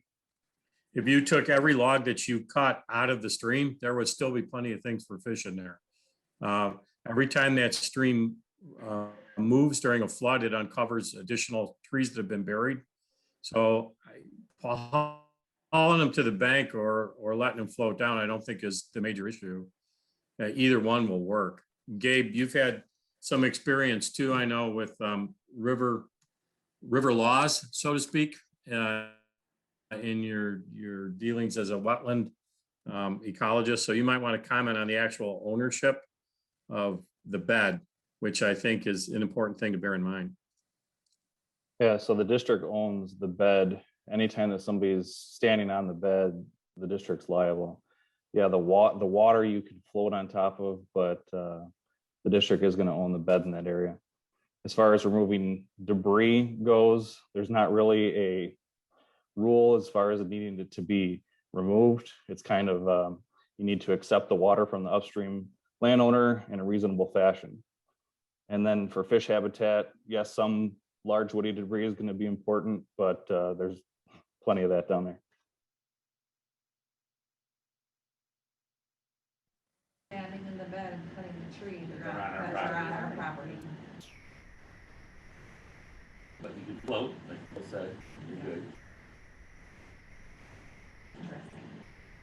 Somebody's got their hand up. Okay, so No, I that's don't, Tammy.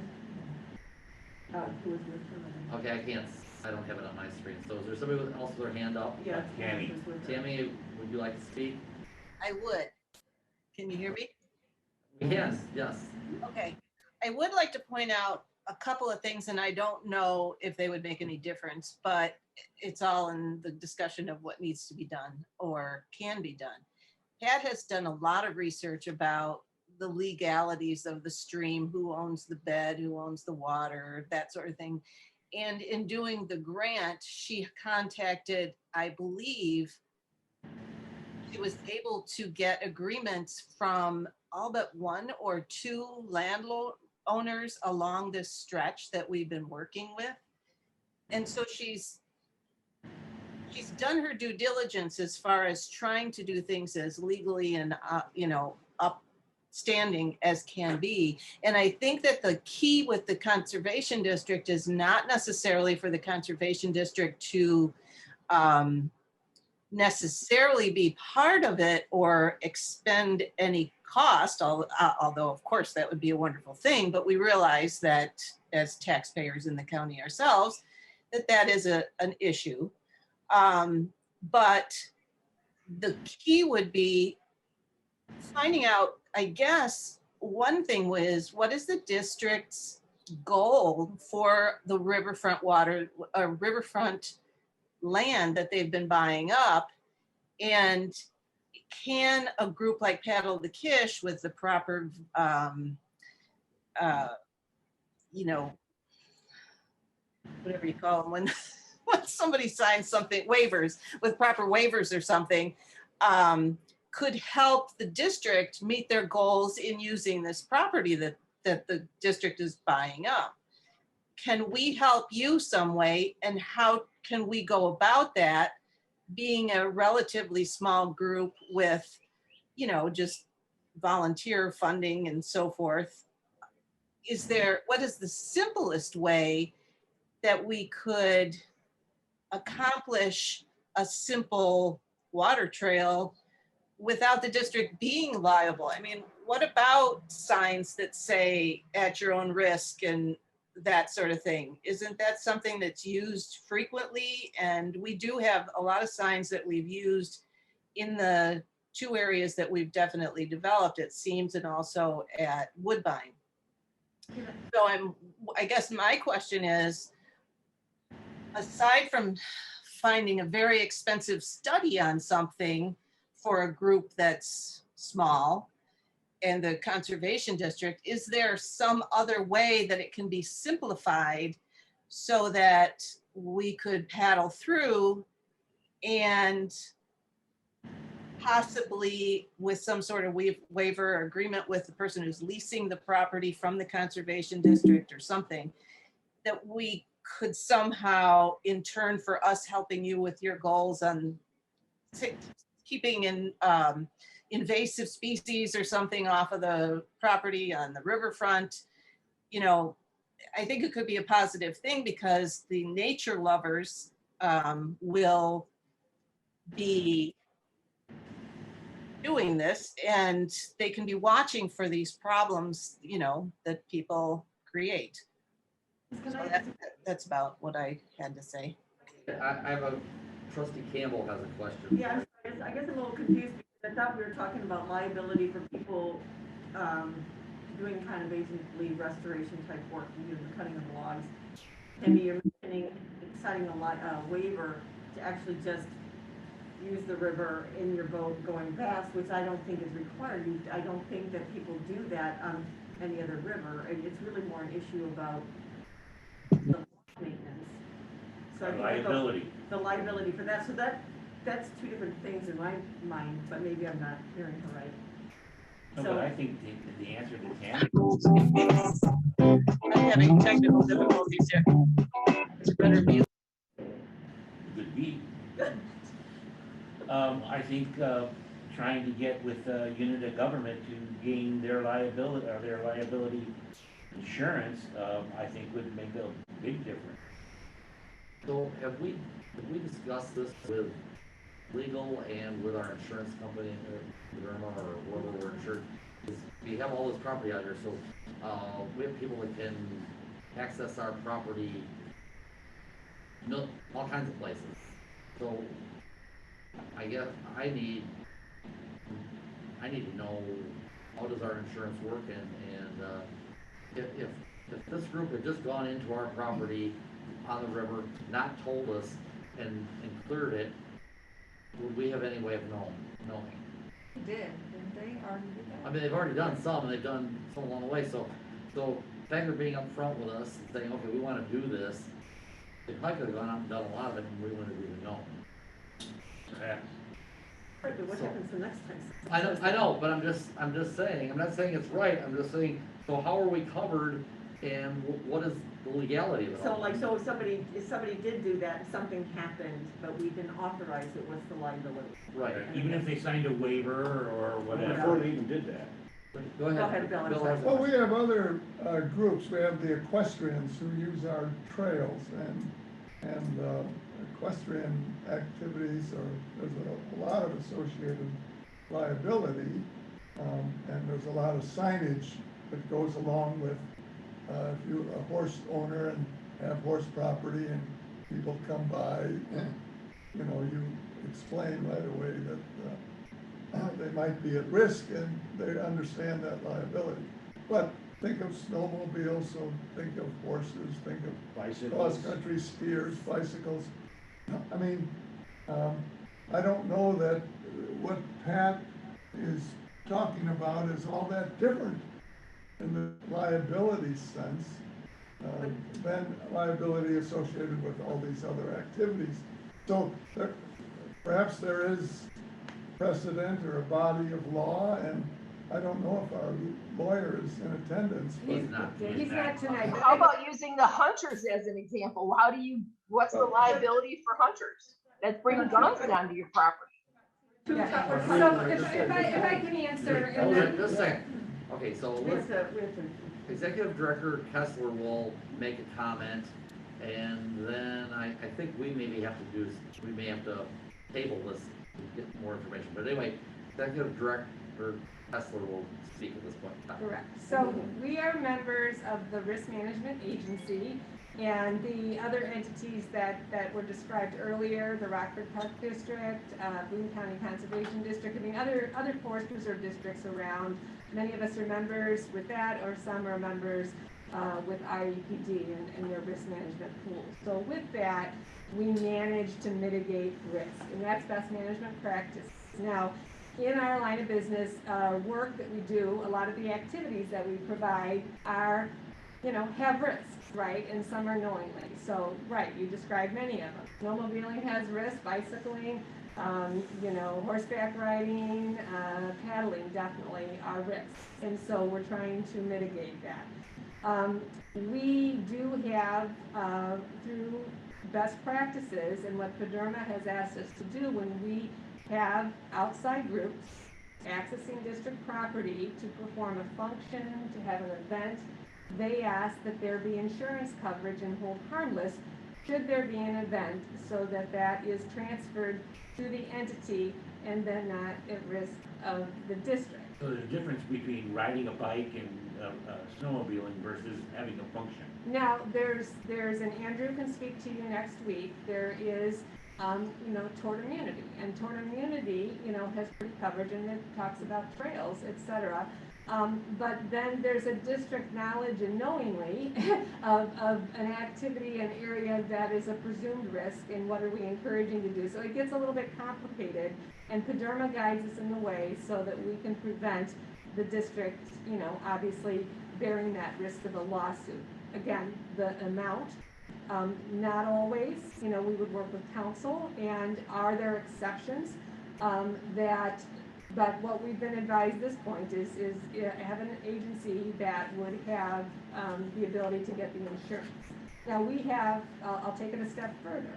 And again, it's all about resources. District staff, we have work days with volunteers on district property because we have a volunteer program. And when they come as a district volunteer, they are brought into our program and they're covered under they become part of us. So again, that's one way, but then that's, again, we've got a group that's very interested in doing great volunteer work. And I applaud all the efforts that they're doing. I mean, they've done an amazing job. And I do think for the Kishwaukee, we know paddling is very popular. I think from staff's discussion, it was, is it navigable? Is this possible? And what we're hearing from Pat this evening and from Tammy is that, yes, it is, that they're having success down there. So I think, let's have a discussion with council. I think if the access is to the center, but again, how it's done, it is a higher risk activity to be removing brush. And we've been on the Nippersink, we don't regularly, on that one it's a little bit different, and Perry and John can speak to it as well. When a tree goes down, a limb goes down, a beaver pulls it into the middle, we're not accessing ourselves on land that's private. We're not clearing the whole Nippersink Creek. And So I just looked, it's not on the consent agenda, we're not talking about it on Tuesday, so I agree with you and John, is let's table this and get the facts from PDRMA and from legal. I just want to say, just to be clear, because I think I keep jumping in and asking these questions, I think that would be a great idea. I think any opportunity you can have, like what Bill was talking about, I think it would be fabulous. And, but we do have budget constraints. My primary concern is liability. The Smalleys in Northern and Liability. Kish are fabulous. Yeah, so it is liability based on this So particular we activity. just need to Not- figure out where this all fits in legally and what our liability Right. is. And so we need to do a little homework on this. So is everybody satisfied with that going forward? I am, and thank you, Pat, and thank you, Tammy, for your comments. I've appreciated it. Thank you very much. Thank you. Okay, we're gonna move on from there, and, we have a few things left on our agenda, and then we'll go from there. Thank you, everyone. Okay, Executive Director's Report. I do here, and I'm gonna try I've been having really interesting things with my mouse and activity today, so I'm gonna see if I can do it without.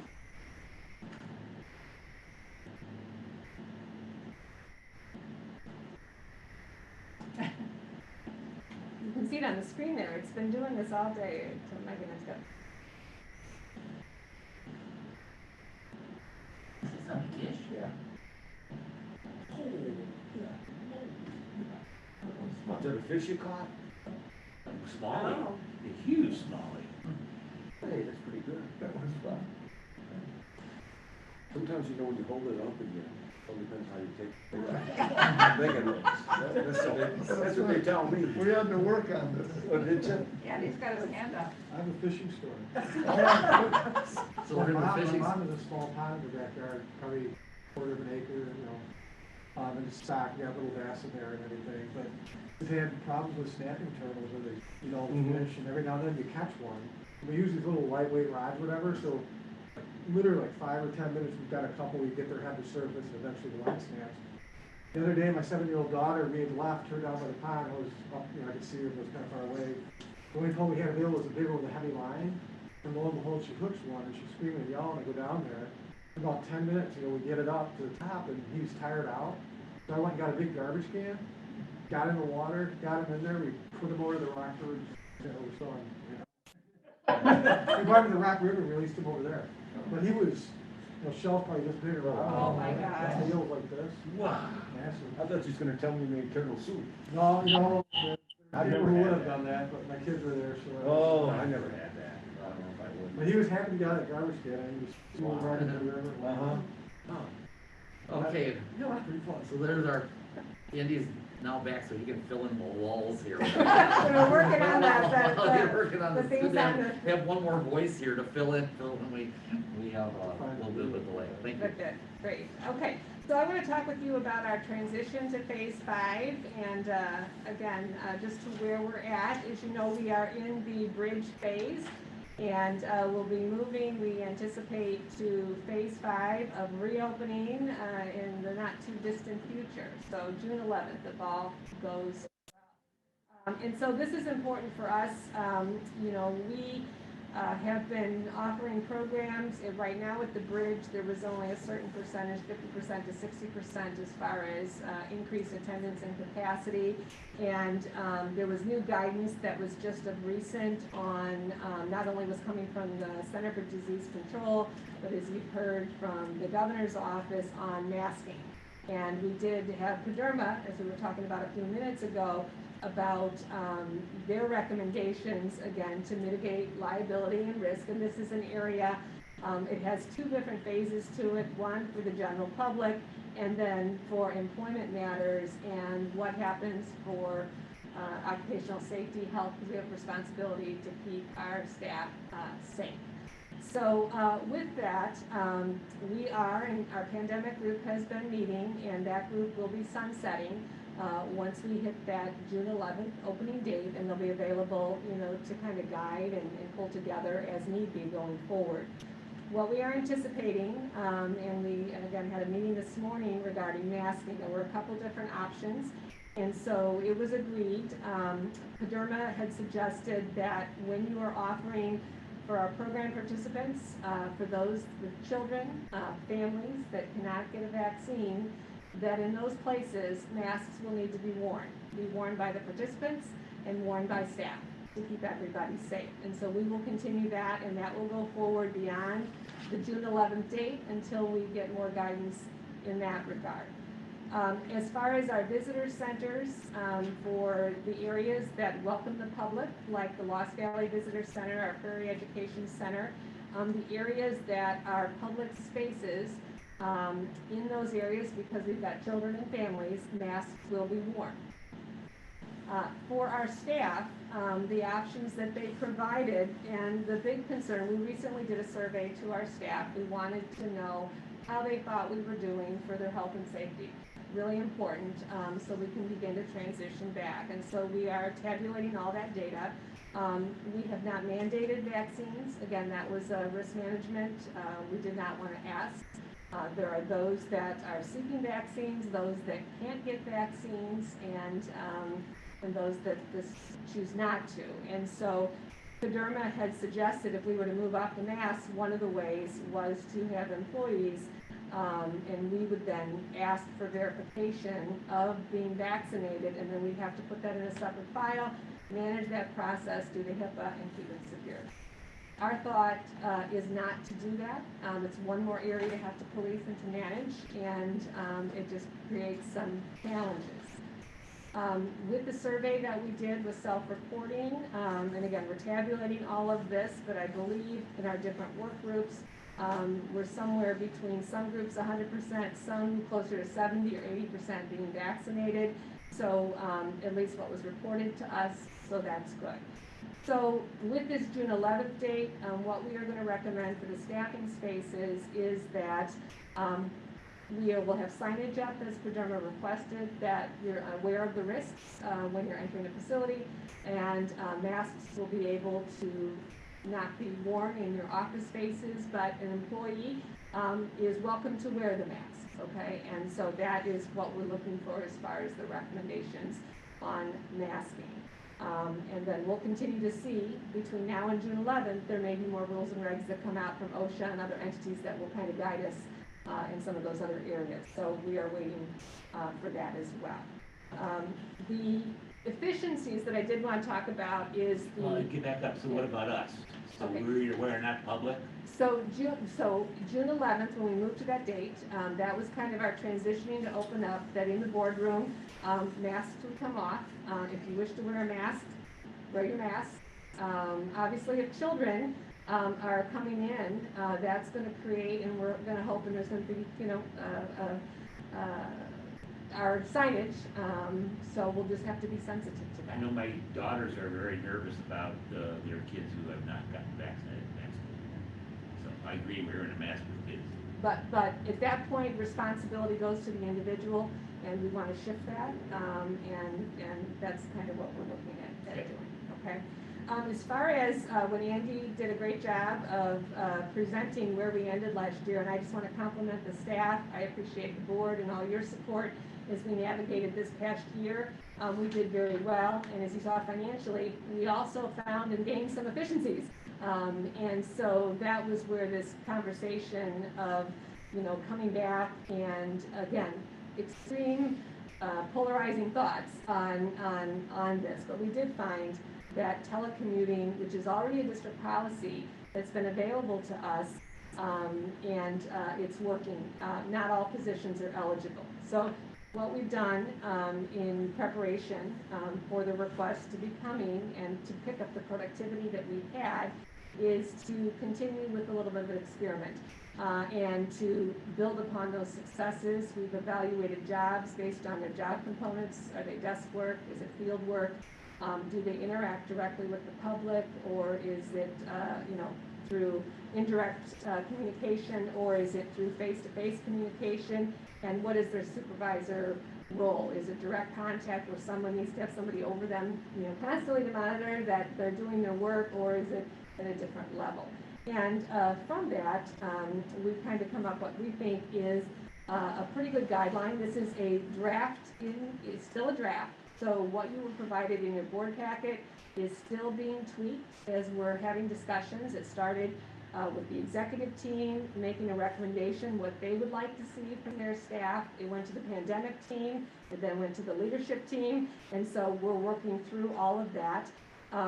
With this, as telecommuting already was with the district's policy, is that this is a privilege, it is not an expectation. We've looked at the jobs that would be eligible to telecommute, and we're putting some limits on it so that we can manage across the different divisions. So as an example, one of them, there's tier 1 through 5. No one is eligible or would be a position that would be eligible to work from home 5 days a week, okay? We did that in COVID. It was to address health-related conditions. Under tier 1, it would be a required work in the office at the place of employment for 2 to 3 days, and there would be, this looks like I got a mistake here, so I just want to look here. It's looking off to that.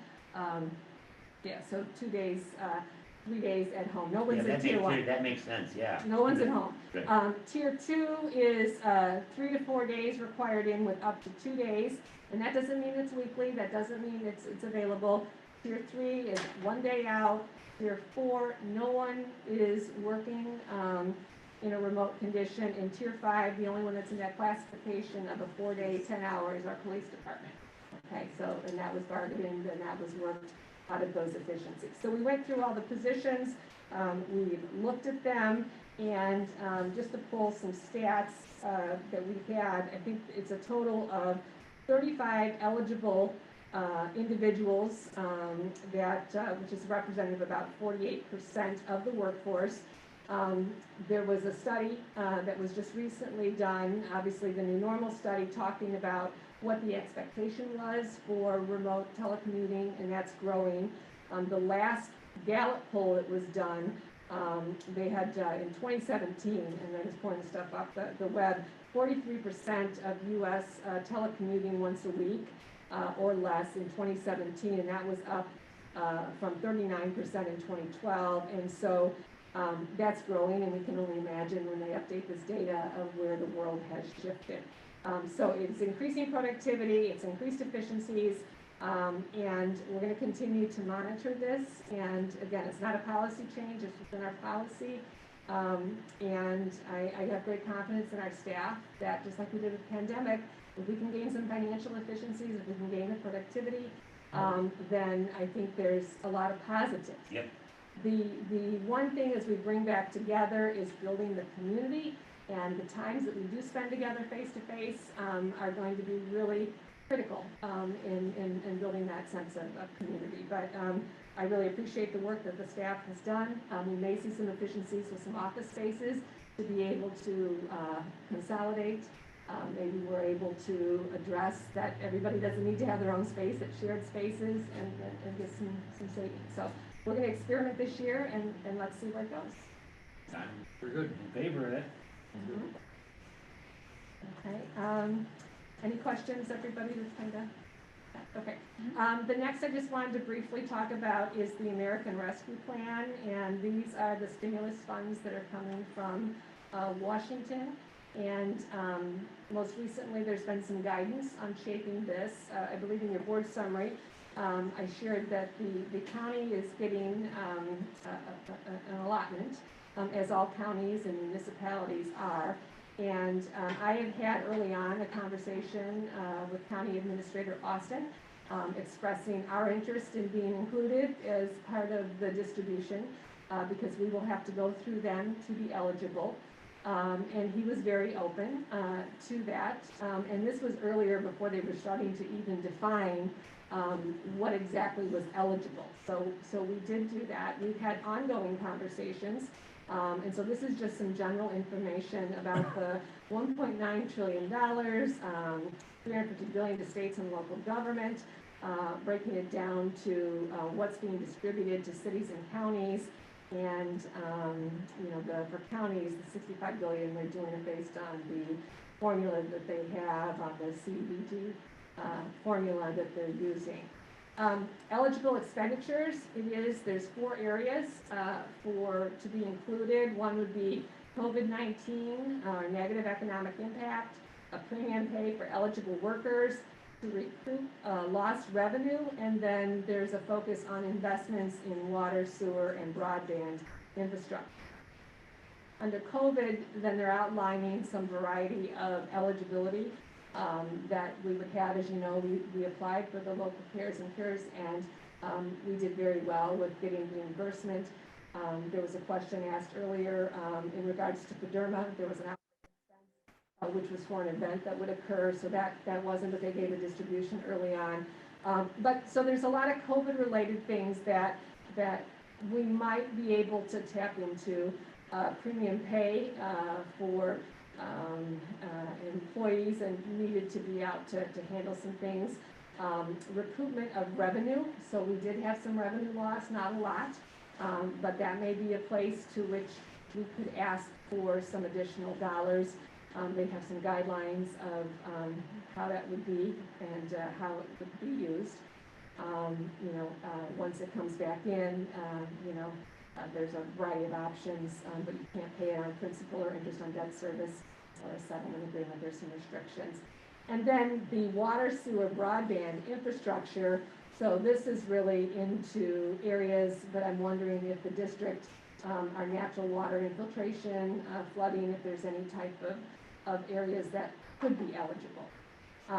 Broadband, obviously, technology is something that the county and areas need strengthening, so I'm sure that will be an interest for them.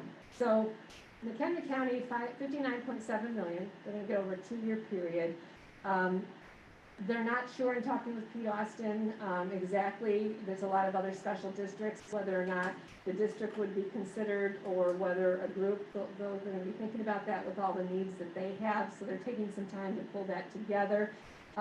He has also, and I have talked about some other ways to piggyback and work on some other potential funding sources. So let's say the district, how we're eligible, if we're allowed for the American Rescue Plan, then maybe there's some other things. So we've had, as you know, letters that have gone out to our federal legislators. As there's federal money, there's earmarked funds. I just got another one today from the Senate that they're having some funds. So Pete's forwarding things on to me and we're communicating. We're also going to be meeting with the Regional Planning Council out of Region 1 next week because there's a possibility that some of our projects or infrastructure for trails may be eligible under travel tourism and outdoor recreation. So if we can get shifted and get another set of dollars, then maybe they don't have to split the pie so much on the American Rescue, but we're working together. Yeah, being an essential service, we use the trails. Right, right.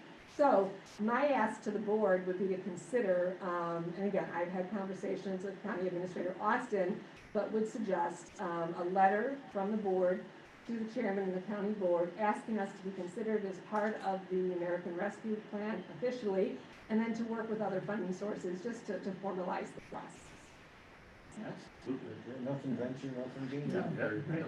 You don't get something you don't ask for. You have to have a discussion.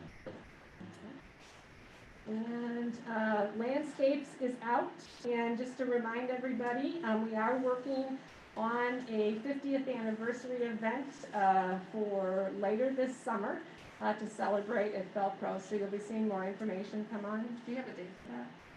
Wendy, what was the date? Who's out there? It was August 12th. August 12th. Birthday. Happy birthday. There we go.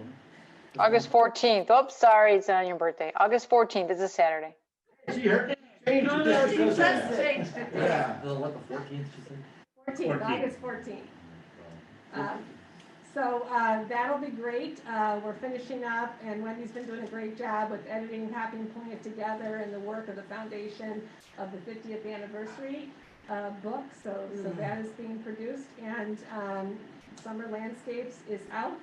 And John did a very nice job on your article. Well, thank you. Yeah, John, that's very, very sweet. It was wonderful. A lot of good programs, and then Dave's last meeting next month. So we will be sending some stuff out for that. And we do have our legislators coming for a Senate proclamation and a House resolution from Senator Wilcox and Representative Bright, and they will be in attendance at our regular meeting in June. So hopefully they can stay around for the reception, and we'll also invite the chairman so he'd like to join us this week. So that's all I have. Thank you. Anyone else have anything? Okay, I'll open up the public comments too. Is there anyone out there that would like to speak? Stephanie, are you monitoring that?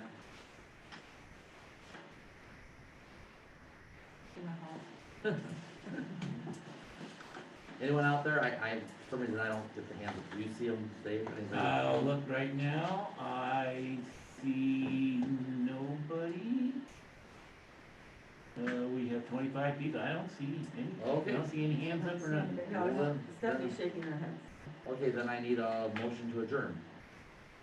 I move we adjourn. Who has the motion? Is there a second? Okay. Pat has a second over there. Roll call? Trustee Cook, Yes. trustee Fritz, Yes. trustee Thomas, Yes. trustee Campbell, Yes. trustee Brandt, Yes. trustee Henry. Yes, we are adjourned. Thank you, everybody. Thanks to everyone. Don't leave, I have something for you yet before, board leaves. Maybe I sure like those little hot buttons. Oh, good. We can leave, right? We can leave the